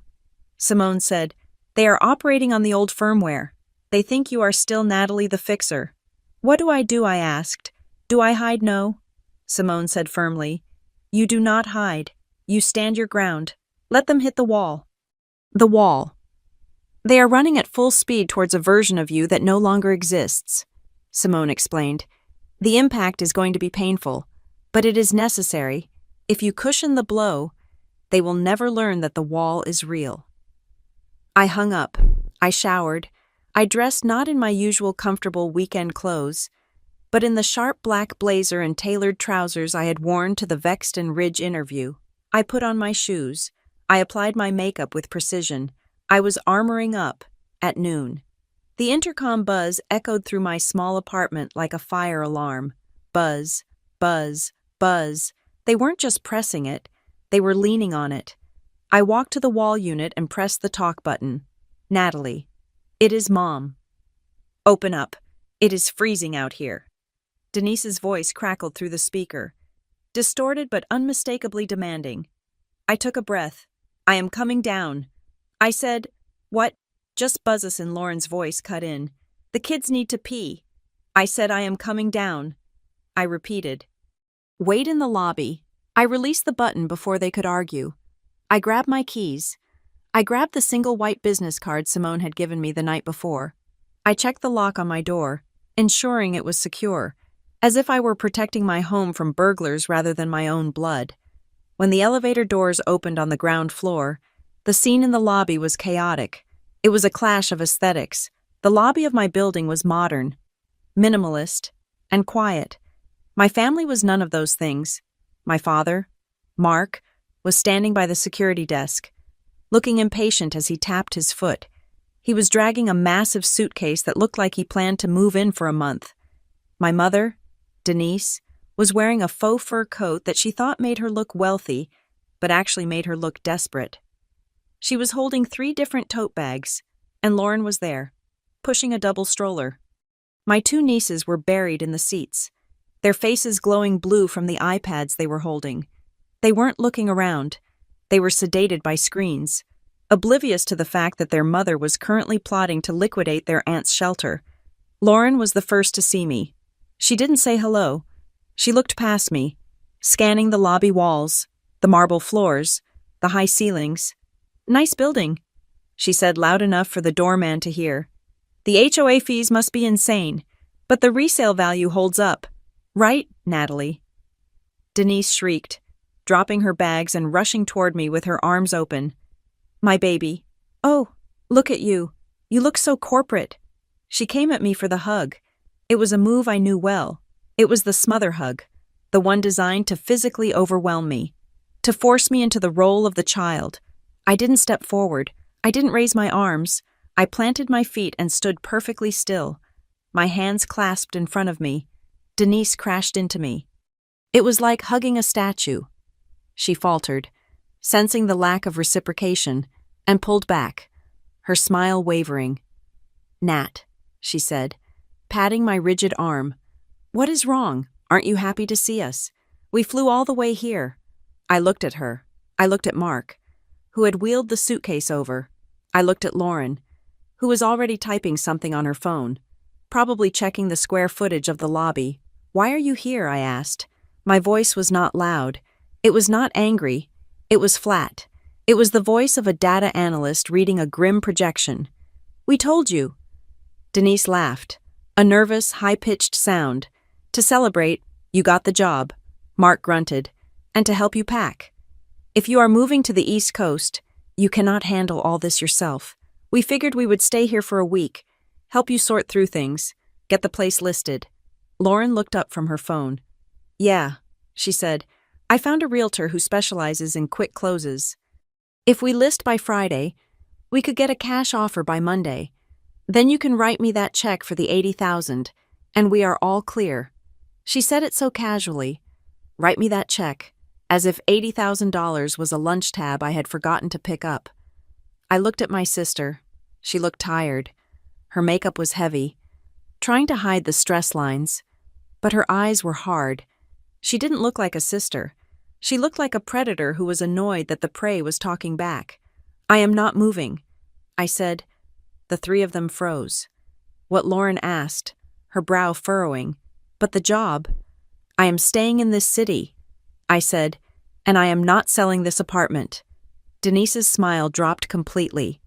But Natalie, she said, her voice taking on that whining, pleading edge, you have to, the plan. Whose plan? I interrupted. Not mine. Lauren stepped forward, abandoning the stroller. She got into my personal space, smelling of expensive perfume and desperation. Look, Nat, she hissed, lowering her voice so the doorman wouldn't hear. Stop playing games. I know you have the money coming, or you will. I need that $80,000. Rivengate sent a notice to the house. They are going to call the loan. I looked at her. I know. I said, You know, she blinked. How do you know? Because I saw the document you forged. I said, the color drained from Lauren's face. It happened instantly, leaving her looking gray and sickly. I didn't forge it, she stammered. You said I could. You said over the phone that one time. I never signed a loan for $80,000. Lauren, I said, cutting through her lie. You had your friend at the bank fake the verification. That is fraud. That is a felony. Mark stepped in, trying to play the peacemaker, which really meant playing the silencer. Now, Natalie, he said, putting a heavy hand on my shoulder. Let's not use words like felony. Sisters help sisters. That is the rule. Lauren was under a lot of pressure. She made a judgment call.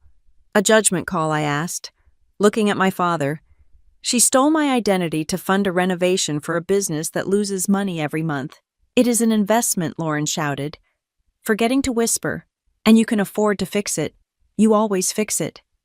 Why are you being so difficult? Denise grabbed my hand, trying to squeeze it. Natalie, please, she begged. Just let us go upstairs. We can talk about this over dinner. I will make that pasta you like. We are a family. We only have each other. I pulled my hand away. It felt contaminated. No, I said. No, Mark asked, his eyes narrowing. What do you mean? No, I mean, you are not coming upstairs. I said, no one is entering my apartment. This is not a visit. This is an appraisal. You came here to strip mine my life because the trust fund transfer didn't hit your account this morning. The mention of the trust fund hit them like a physical blow. Mark's mouth opened and closed. Denise grasped her pearl necklace. How? How do you know about the transfer? Mark whispered. You didn't think I knew. Did you? I asked. You thought I believed we were poor. You thought I believed that $12,000 a month was just, what, pennies? It is not that much, Mark snapped defensively. After taxes, and the club dues, and the mortgage, it goes fast. You don't understand the cost of living. Natalie, I understand that you have received over $2 million in the last 15 years. I said, and in that same time, you watched me eat ramen noodles and work 3 jobs in college because you said you couldn't help. That was character building, Mark roared, his face turning red. I made you strong. You made me a resource, I shot back, my voice finally rising, echoing off the marble walls. You made me your retirement plan because you were too lazy to work and too greedy to save. Lauren started to cry. It was her go-to weapon. She sobbed loudly, putting her face in her hands. You are so selfish, she wailed. I have kids. Natalie, I have debt. If I don't pay Rivengate, they will take the studio. Then lose the studio, I said coldly. The silence that followed was total. Even the kids looked up from their iPads.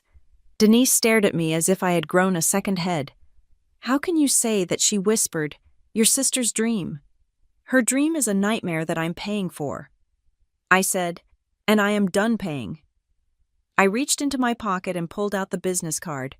It was thick, cream-colored cardstock with the Northbridge Legacy Trust logo embossed in navy blue.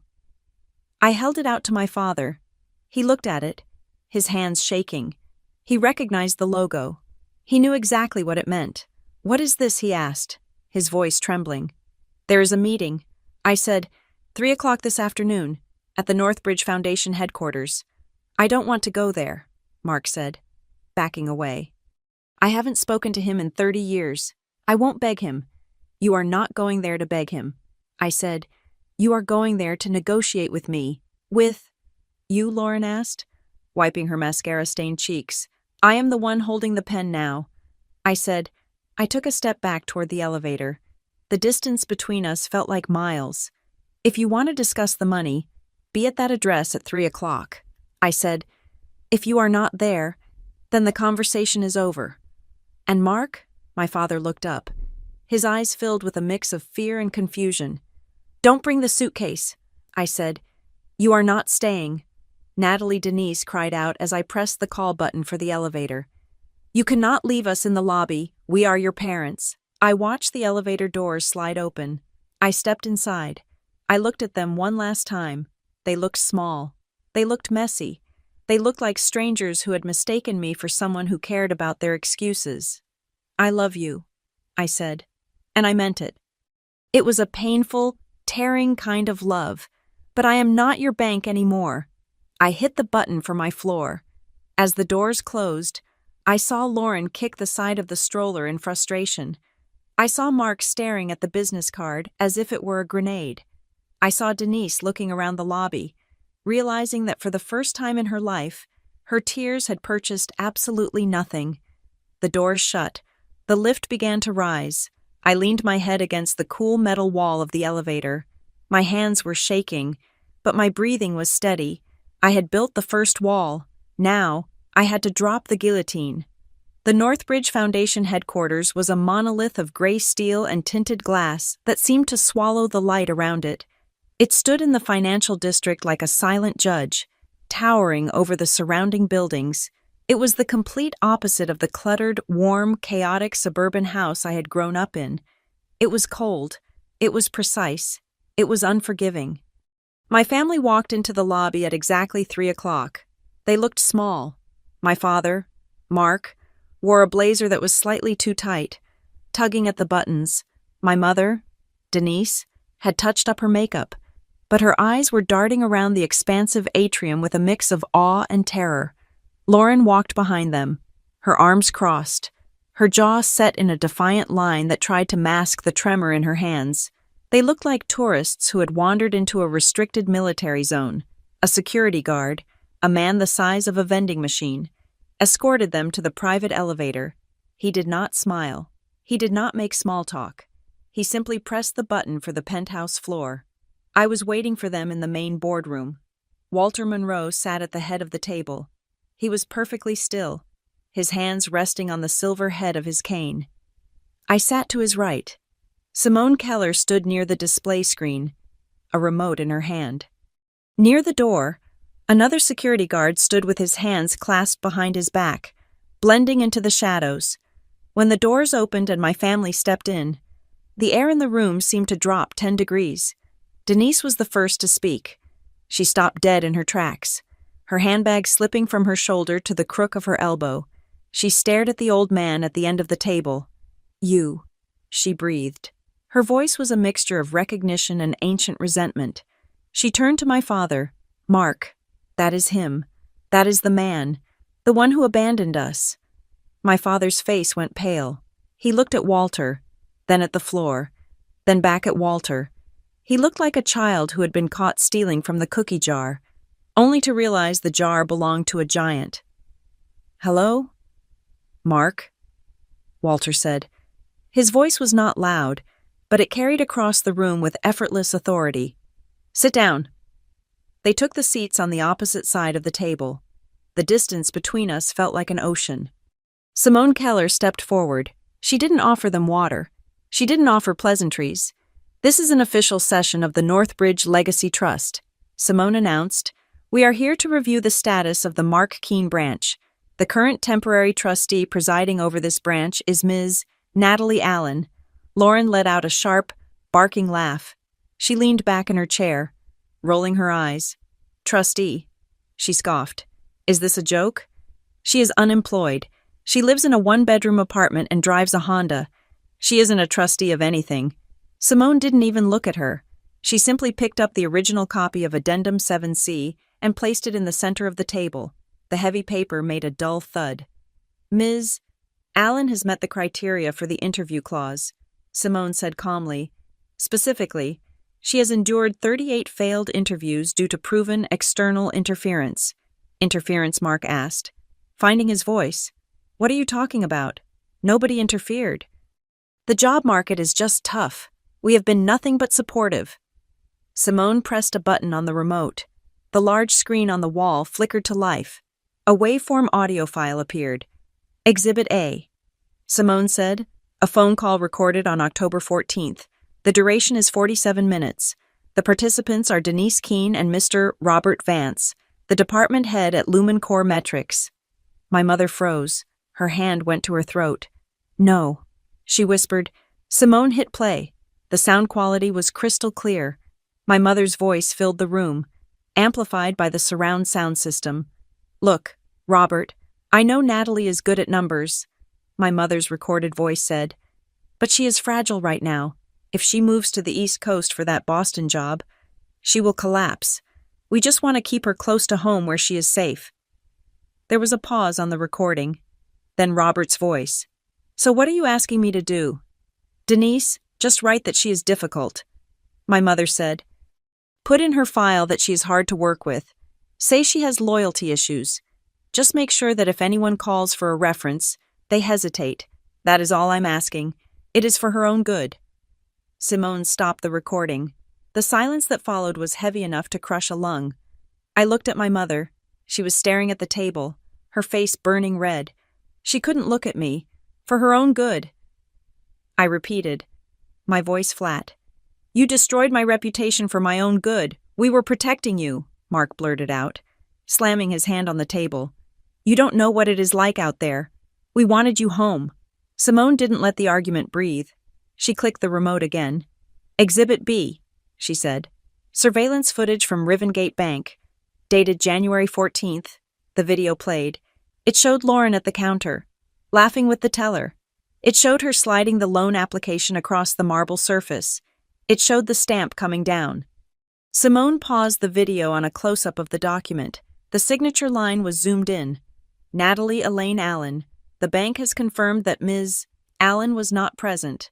Simone said, they also confirmed that the loan officer, a Ms. Sarah Jenkins, bypassed the biometric identity check because the applicant claimed to have a family power of attorney. Simone looked at Lauren. There is no power of attorney. Lauren, that is a fabrication. And in the state of New York, signing a financial instrument in another person's name without legal authorization is forgery in the second degree. It carries a prison sentence of up to 7 years. Lauren turned gray. She gripped the arms of her chair. I was going to pay it back. She stammered. It was just a bridge loan. I needed the capital for the rebrand. Natalie always helps me. She wouldn't send her own sister to jail. I stared at her. She wasn't sorry she did it. She was sorry she got caught. Simone moved to the third slide. It was an email log from Lumen Core. Exhibit C, she said. This is the timeline of Natalie's resignation. The screen showed 2 dates. October 12th. Natalie Allen refuses to alter data. October 14th. Northbridge Legacy. Trust transfers $5,000 labeled Special Assistance to the Mark Keene branch account. October 16th. Natalie Allen's employment file is updated to Do Not Rehire. Walter leaned forward. His voice was a low rumble. I authorized that transfer. He said, Mark called me. He told me that he had a medical emergency. He said he needed $5,000 for a procedure that insurance wouldn't cover. My father shrank in his seat. I did not know. Walter continued, his eyes boring into his son, that the procedure was a bribe to a middle manager to destroy my granddaughter's career. I looked at the screen. The pieces fell into place. My father had taken money from his estranged father, money he swore he never touched, and used it to pay off my boss. They had literally purchased my unemployment. Denise looked up. She looked at Mark with horror. "You told me that money came from your bonus," she said to him. "You told me you handled it. And you told me," Mark shot back, "that if Natalie moved away, we would lose the free childcare for Lauren. You said we had to keep her here." I listened to them turn on each other. It was pathetic. It was revealing. Denise slumped in her chair. She looked at Lauren. "You knew," she whispered. "Lauren, you knew about the loan. You told me Natalie agreed to it. You told me she co-signed it to help the family. I did what I had to do." Lauren screamed, standing up. "Why is everyone attacking me? I am the one trying to build a business. I am the one with dreams. Natalie just sits in front of a computer all day. She has plenty of credit. Why can't she share it? Sit down." The security guard near the door said. He didn't move, but his voice made Lauren drop back into her chair instantly. Walter looked at his son. "I thought you left this family because you wanted independence." "Mark," Walter said, "but you didn't want independence. You just wanted to be a parasite on a different host. You traded a father with rules for a daughter with a conscience. And then you bled her dry." "Dad," Mark stammered, sweat beading on his forehead. "Dad, please, I thought you didn't want to be involved. I thought you cut us off." "I don't want to be involved with liars," Walter said coldly, "but I have been watching. I have been reading the reports. I watched Natalie apply for job after job. I watched her drive that rusted car while you played golf. I watched her pay for your groceries while you took vacations." He pointed a shaking finger at me. "That girl has more dignity in her little finger than you have in your entire body." Simone turned off the screen. The room went quiet again. The evidence was hanging in the air like smoke. There was no more denying it. No more gaslighting. No more, "We are just a loving family." They were a syndicate, and I was the mark. Simone placed her hands on the table. "The presentation of evidence is concluded," she said. "The facts are established. Natalie Allen has been systematically sabotaged, defrauded, and financially abused by the Mark Keene branch beneficiaries." She looked at me. "Ms. Allen, you have the floor." I stood up. My legs felt heavy, but my spine felt made of steel. I looked at them. My mother, weeping into a tissue. My father, unable to meet my eyes. My sister, seething with the indignation of a spoiled child who had finally been told no. They looked waiting. They were waiting for me to yell. They were waiting for me to cry. They were waiting for the emotional outburst that would allow them to say, "Oh, she is just hysterical," and then smooth things over. But I didn't yell. Hormone levels, heart rate, bank balances. I was a data analyst. I dealt in facts. "Today is not the day I ask you for money," I said quietly. I picked up the blue folder Simone had given me. "Today is the day I decide if you are allowed to touch your own money ever again." Denise looked up, her eyes wide and red. "Natalie," she asked, her voice trembling, "what does that mean?" "It means," I said, opening the folder to the freeze order, "that the interview is over, and you didn't get the job." The air in the boardroom was so thick with tension it felt like walking through water. The evidence of their betrayal, the forged loan, the sabotaged career, the 47-minute phone call hung over the table like a toxic cloud.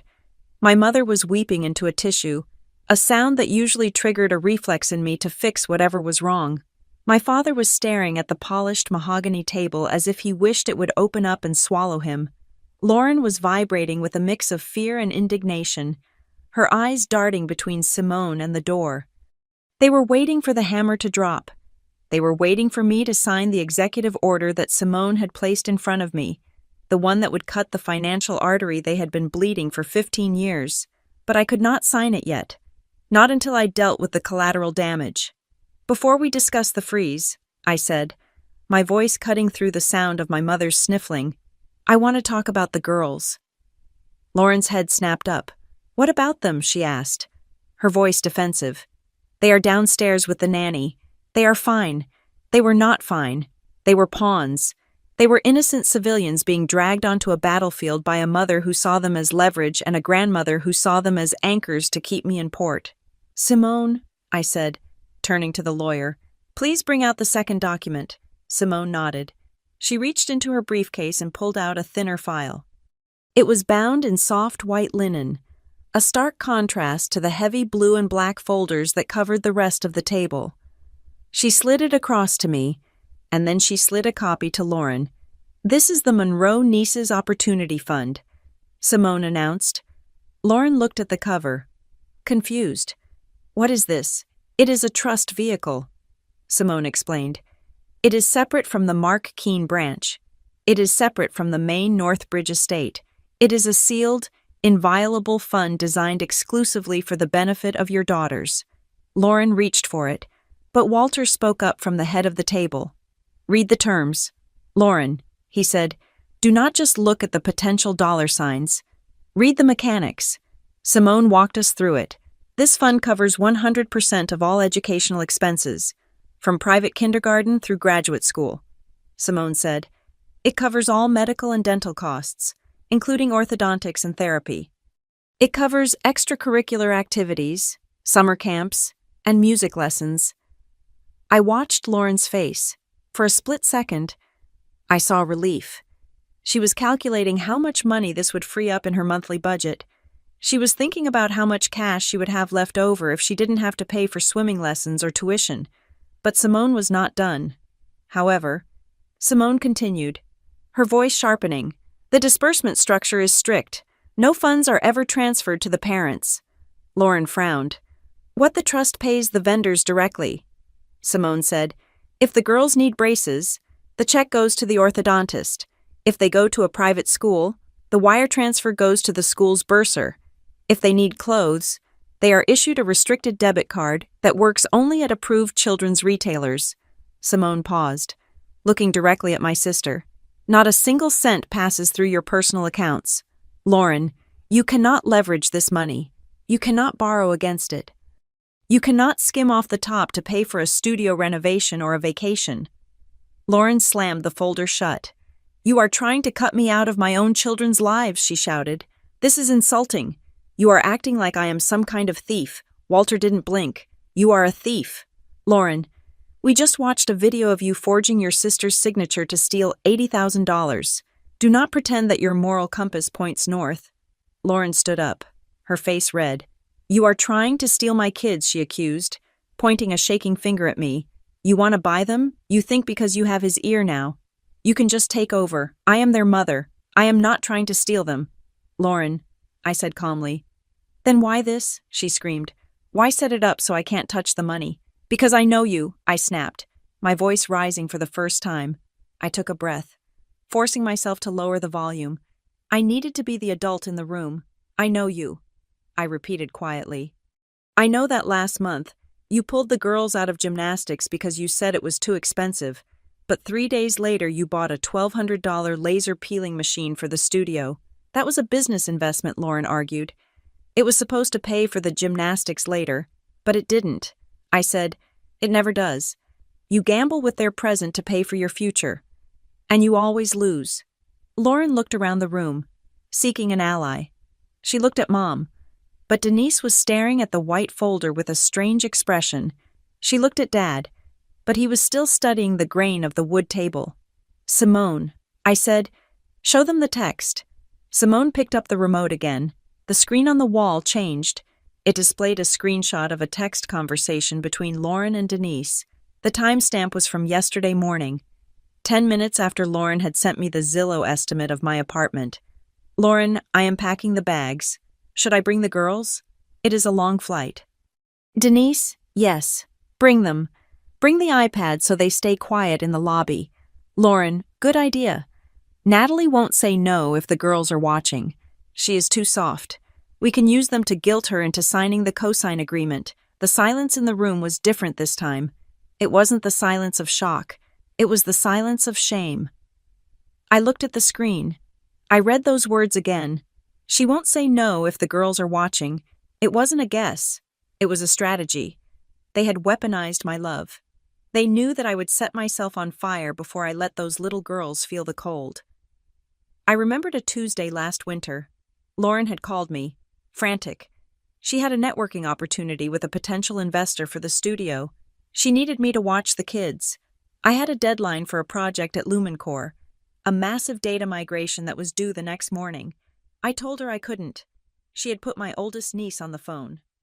"Auntie Nat, Mommy says you are too busy to see us," the little voice had said. "Are you mad at us?" I had canceled my evening. I had driven over. I sat on Lauren's couch with my laptop, working until 4 in the morning while the girls slept in the next room, just so Lauren could go out and drink overpriced cocktails with people who never invested a dime in her business. I had thought I was being a good aunt. I thought I was being the village that it takes to raise a child. But looking at the text message on the screen, I realized I wasn't the village. I was the leverage. I looked at Lauren. She was refusing to look at the screen. "You brought them here as shields," I said. "You dragged 2 little girls across the country, disrupted their schedule, and sat them in a lobby with iPads, just so you could use their faces to force me to sell my home." "It wasn't like that," Lauren muttered. "It was exactly like that," Walter said. His voice was low and dangerous. "It is kidnapping for profit."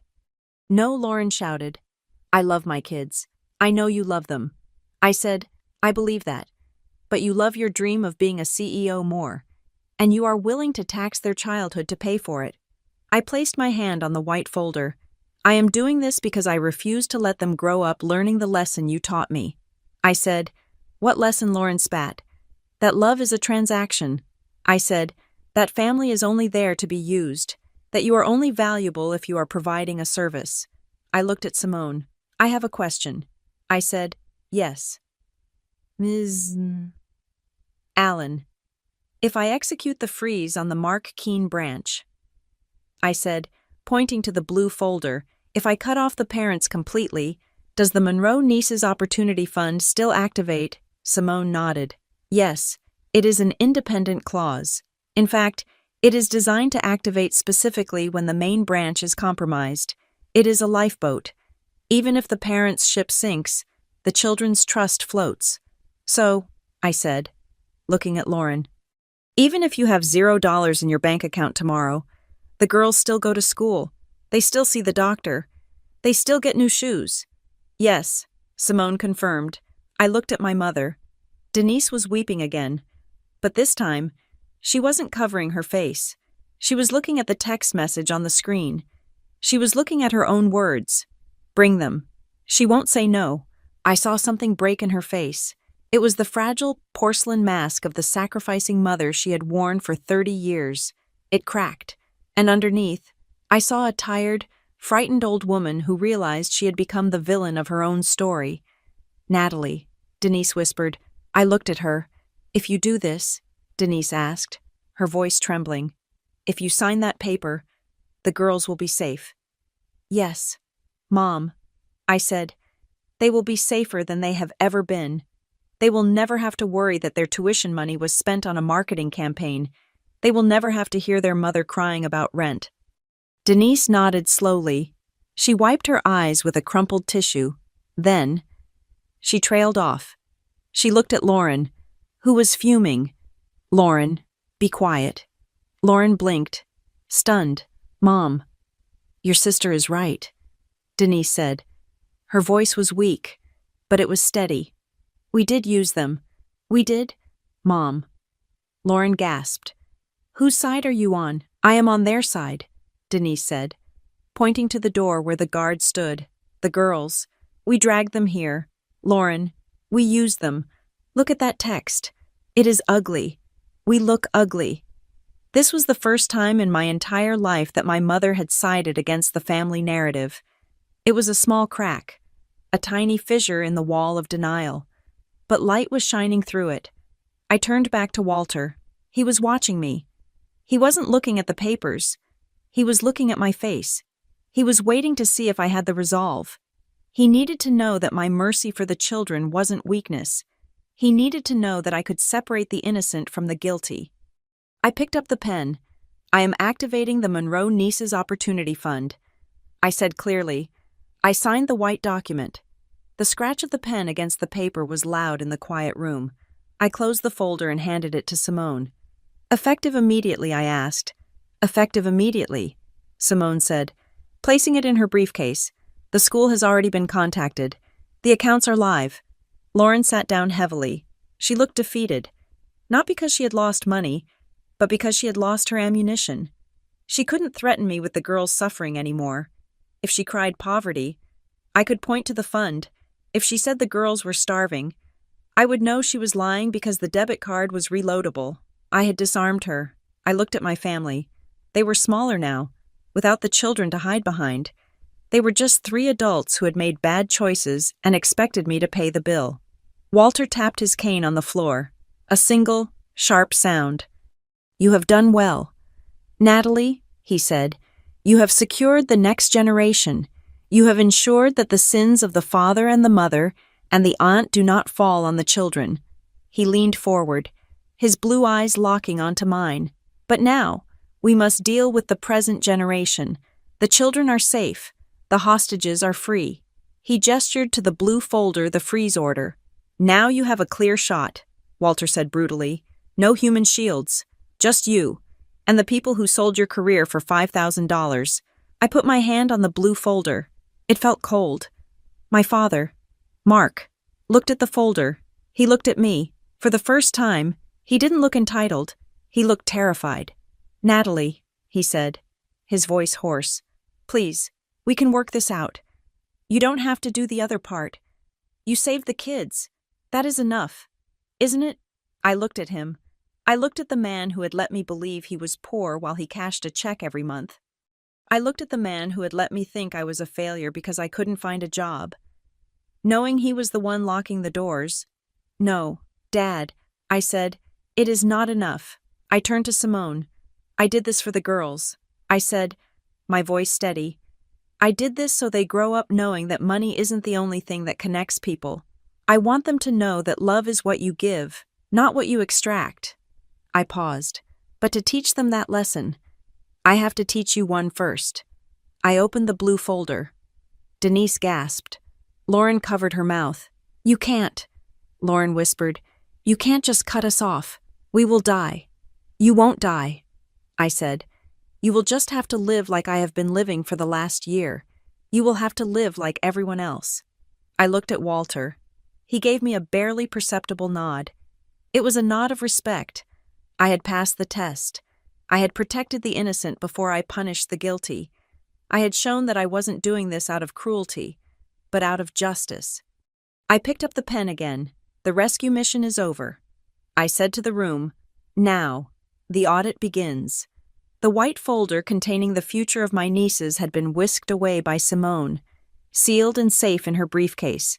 The girls were protected. The human shields were gone. Now, only the blue folder remained on the mahogany table. It sat there, open to the final page. The header was printed in bold, capital letters that seemed to shout in the quiet room, Executive Order 7C Alpha. Indefinite asset freeze and disbursement suspension. Simone reached into her jacket pocket and produced a second document, placing it next to the blue folder. Then she took the heavy black metal fountain pen Walter had given me earlier and set it down precisely between the 2 papers. The pen gleamed under the recessed lighting of the boardroom. It looked less like a writing instrument and more like a surgical tool, or perhaps a detonator. "These are the final instruments," Simone said, her voice devoid of emotion. Cutting through the heavy atmosphere like a knife, she pointed to the document on the left. "This is the freeze order for the Mark Keene branch," she explained. "It terminates all discretionary funding immediately. The monthly stipend of $12,500 stops today. The credit cards issued to Mark and Denise Keene are deactivated. The automatic transfers to Glow Loft Studio are canceled. The payments for country club dues, luxury vehicle leases, and non-essential travel are voided." She pointed to the document on the right. "This is the liquidation warning," she continued. "It notifies the beneficiaries, your parents and sister, that any debts currently held by the trust in their names will be called in within 90 days unless they assume personal liability." The room was so quiet, I could hear the hum of the hard drive in the server rack in the corner. Then, the explosion happened. It started with a low, strangled sound from Lauren, and then she erupted. She lunged forward, her hands slamming onto the table, rattling the water glasses. "You cannot do this," she screamed. Her face was twisted, ugly with panic. "You are destroying this family." The words hit me like a physical slap. I had heard those words before. I had heard them when I wanted to go to a college 3 hours away instead of the local state school. "You are destroying this family." I had heard them when I refused to co-sign a car lease 5 years ago. "You are destroying this family." It was their favorite refrain. Any attempt I made to build a boundary was interpreted as an act of demolition. I looked at my sister. She wasn't crying for her children anymore. The fund I had just signed ensured they would be fed and educated. She was crying for herself. She was crying for the lifestyle she felt entitled to, the one she had built on a foundation of sand and my credit score. "You are doing this out of spite," Lauren yelled, tears streaming down her face, ruining her makeup. "You are jealous. You have always been jealous because Mom and Dad liked me better. Because I had dreams and you were just... You." I didn't flinch. I didn't blink. I let her words wash over me like dirty water. Denise was next. She didn't scream. She went for the knees. She reached across the table, her fingers scrabbling for my hand, her eyes wide and wet. "Natalie, please," she begged. Her voice was a high, thin whine that I knew better than my own name. "Just listen to me. We made mistakes. Okay, we made mistakes. But you cannot leave us with nothing. How will we live? How will we pay the mortgage?" I pulled my hand back, resting it on the arm of my chair. "You have equity in the house. Mom," I said calmly, "you can refinance, or you can sell it and downsize. You have options. You just don't have my money anymore." "Just this one time," Denise pleaded, clasping her hands together in a prayer gesture.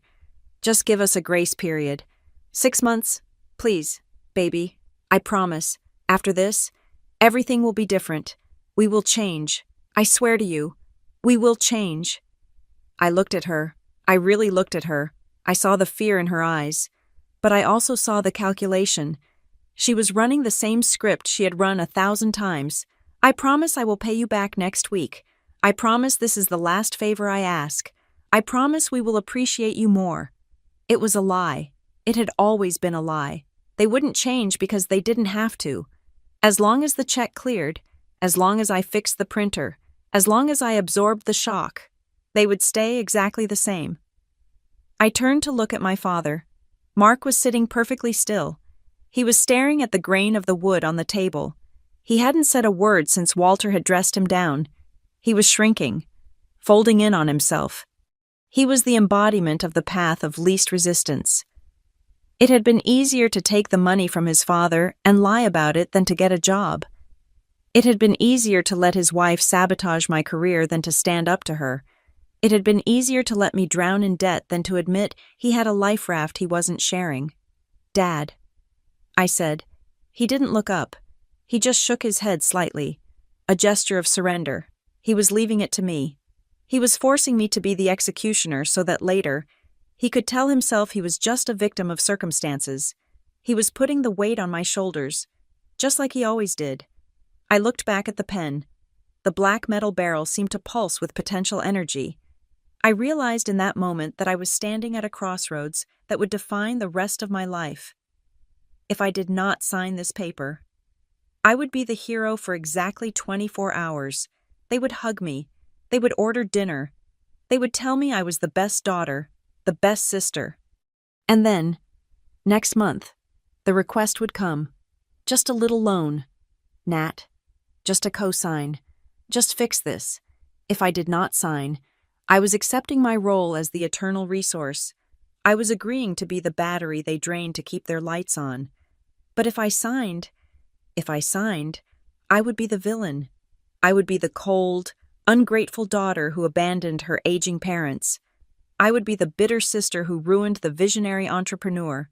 They would tell this story to everyone who would listen. They would paint me as a monster. I looked at the spreadsheet in the open file. I saw the row for the date of my 37th rejection. I remembered that day. I had sat in my car in the parking lot of a generic office park, crying so hard I couldn't breathe. I had called home, needing comfort. Lauren had answered. She hadn't asked how the interview went. She had asked if I could pick up her dry cleaning on my way back because it was on my route. I remembered the nights I stayed up until 3 in the morning writing business proposals for Glowloft, doing the market research Lauren refused to do, only for her to take the credit and then complain that the formatting was wrong. I remembered my 30th birthday. I had sent an email to the family group chat, inviting them to a small dinner at my apartment. I had cooked for 2 days. No one came. Mark had a golf tournament. Denise had a migraine. Lauren said she forgot to check her calendar. They had left me alone with a lasagna and a birthday cake I had bought for myself. And the next day, they hadn't apologized. They had asked me to help them set up their new iPhones. The anger that rose in me then wasn't hot. It was cold. It was crystalline. It was the absolute zero of a heart that had finally realized it was beating for the wrong people. I reached out and picked up the pen. The metal was cold against my skin. It was heavy, substantial. It felt like a tool meant for building or for breaking. Today, it was both. Simone, I said, yes. Ms. Allen, I want to add a clause. I said, a verbal addendum to the freeze order. Can we do that? Simone nodded, pulling out a notepad. It will be recorded in the minutes and become binding. What is the condition? I looked at my family. Lauren had stopped screaming and was watching me with wide, terrified eyes. Denise was holding her breath. I am not doing this to punish you because you are poor, I said, my voice steady and clear in the large room. Being poor is not a crime. I have been poor for the last year because of you. I leaned forward. I am stopping the rescue because you have turned me into mandatory insurance. You think you don't have to be careful, or kind, or hardworking. Because if you crash, Natalie will pay the deductible. Natalie will handle the premiums. I gripped the pen tighter. So here is the condition. I said to Simone, the freeze on the discretionary funds is indefinite. However, the board, meaning me, will review a petition to reinstate partial funding after a period of no less than 2 years. 2 years? Lauren gasped.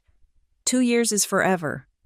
2 years, I repeated, and during those 2 years, the Mark Keene branch beneficiaries must demonstrate complete financial self-reliance. No loans, no overdrafts, no calls to the trust, no calls to me. I looked at my father. You have to get jobs. I said, real ones. You have to pay your own bills. You have to budget.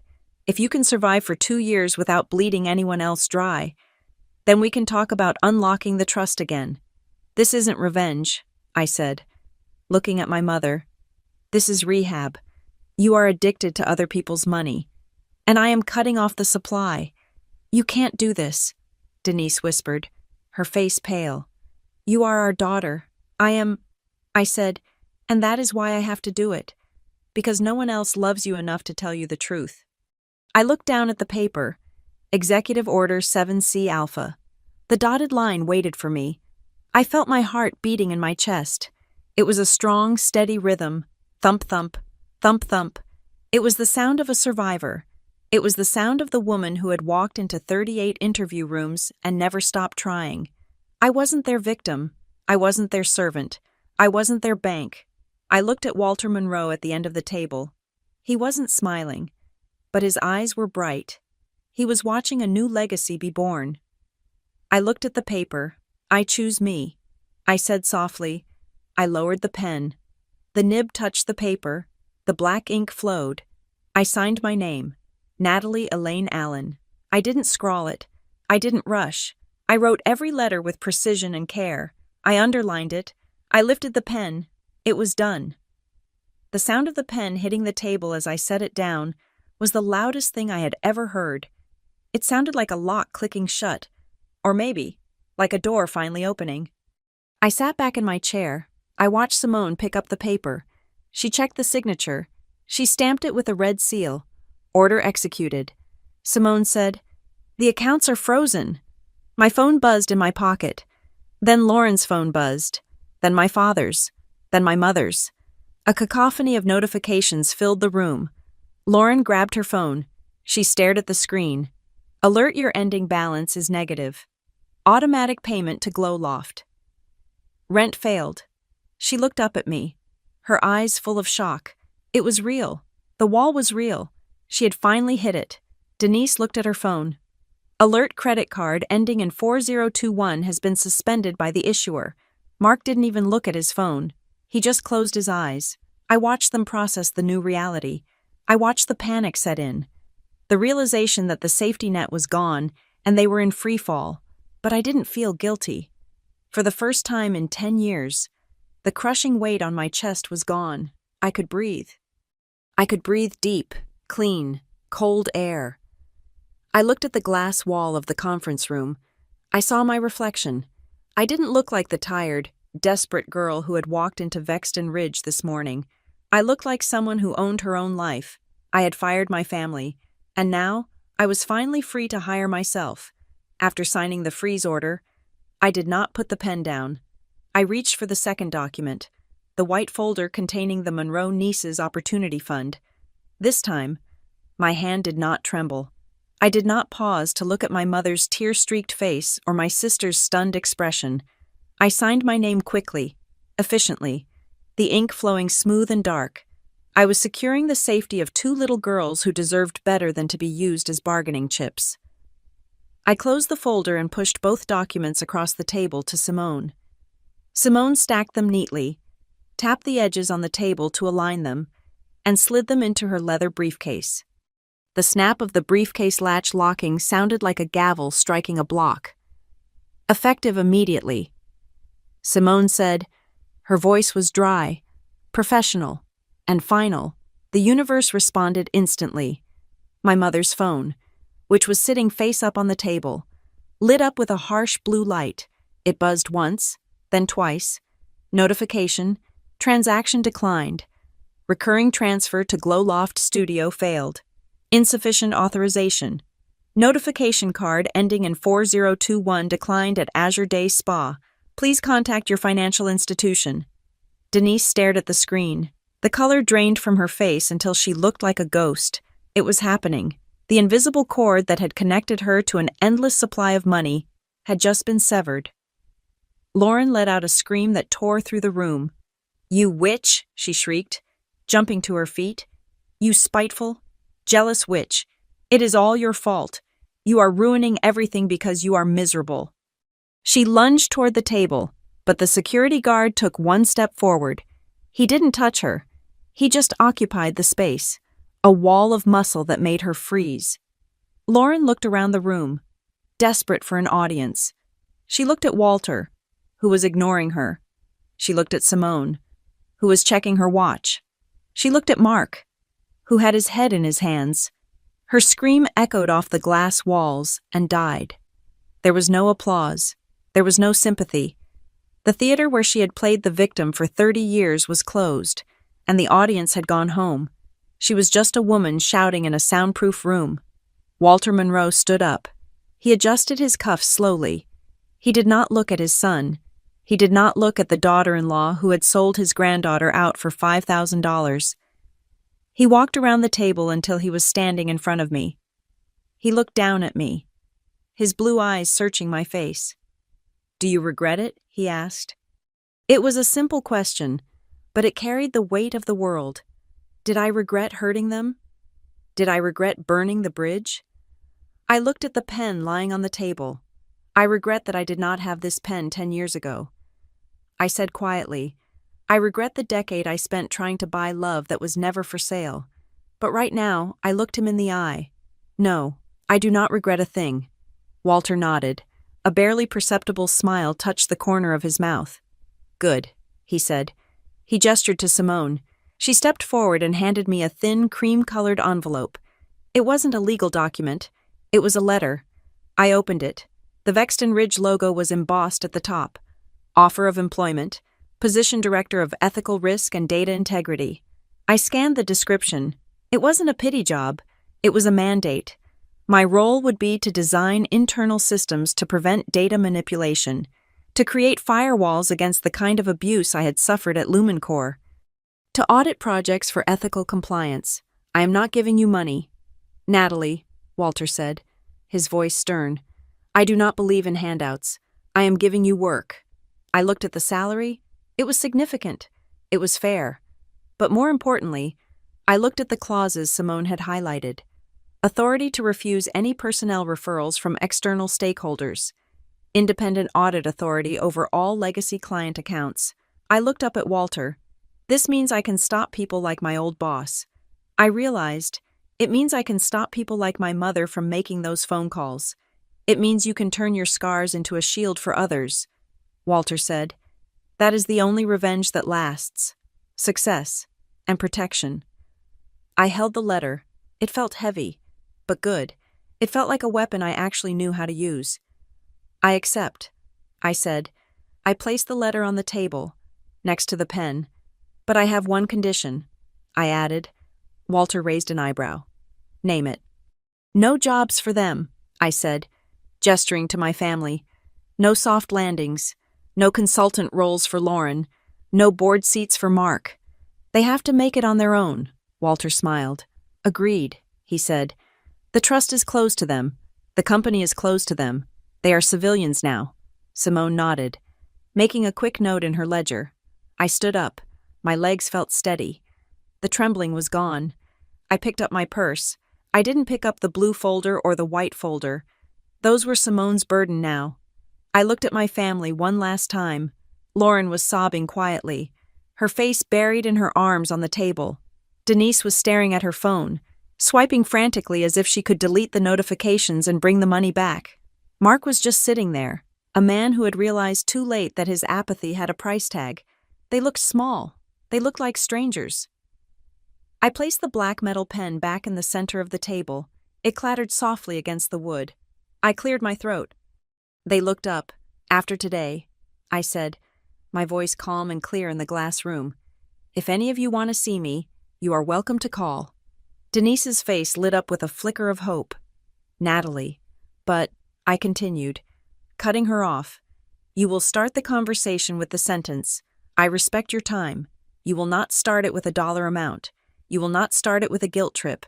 And if you ask me for money, even for a parking meter, I will hang up and I will not answer for another year. I didn't wait for them to answer. I didn't wait for the promises or the accusations. I turned around and walked toward the door. The security guard stepped aside. I walked out of the boardroom. Behind me, the heavy glass door slid shut with a soft, pneumatic whoosh. It sealed the sound inside. I could see Lauren's mouth opening in a scream. I could see Denise reaching out, but I couldn't hear them. They were silent actors in a silent movie I was no longer watching. I walked down the long, gray hallway. My heels clicked on the floor. Click, click, click.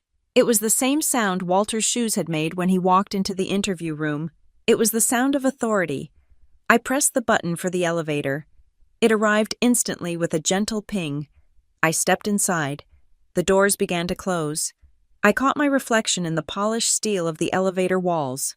For a year, when I looked in the mirror, I had seen a failure. I had seen the girl who was rejected 38 times.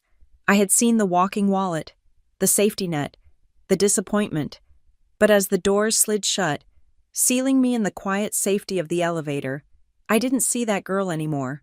I saw the temporary trustee. I saw the director of ethical risk. I saw the woman who had picked up a pen and rewritten her own ending. I had fired my family, and for the first time in my life, I had hired myself. Thank you so much for listening to my story. I would love to hear where you are tuning in from, so please leave a comment below and let's chat.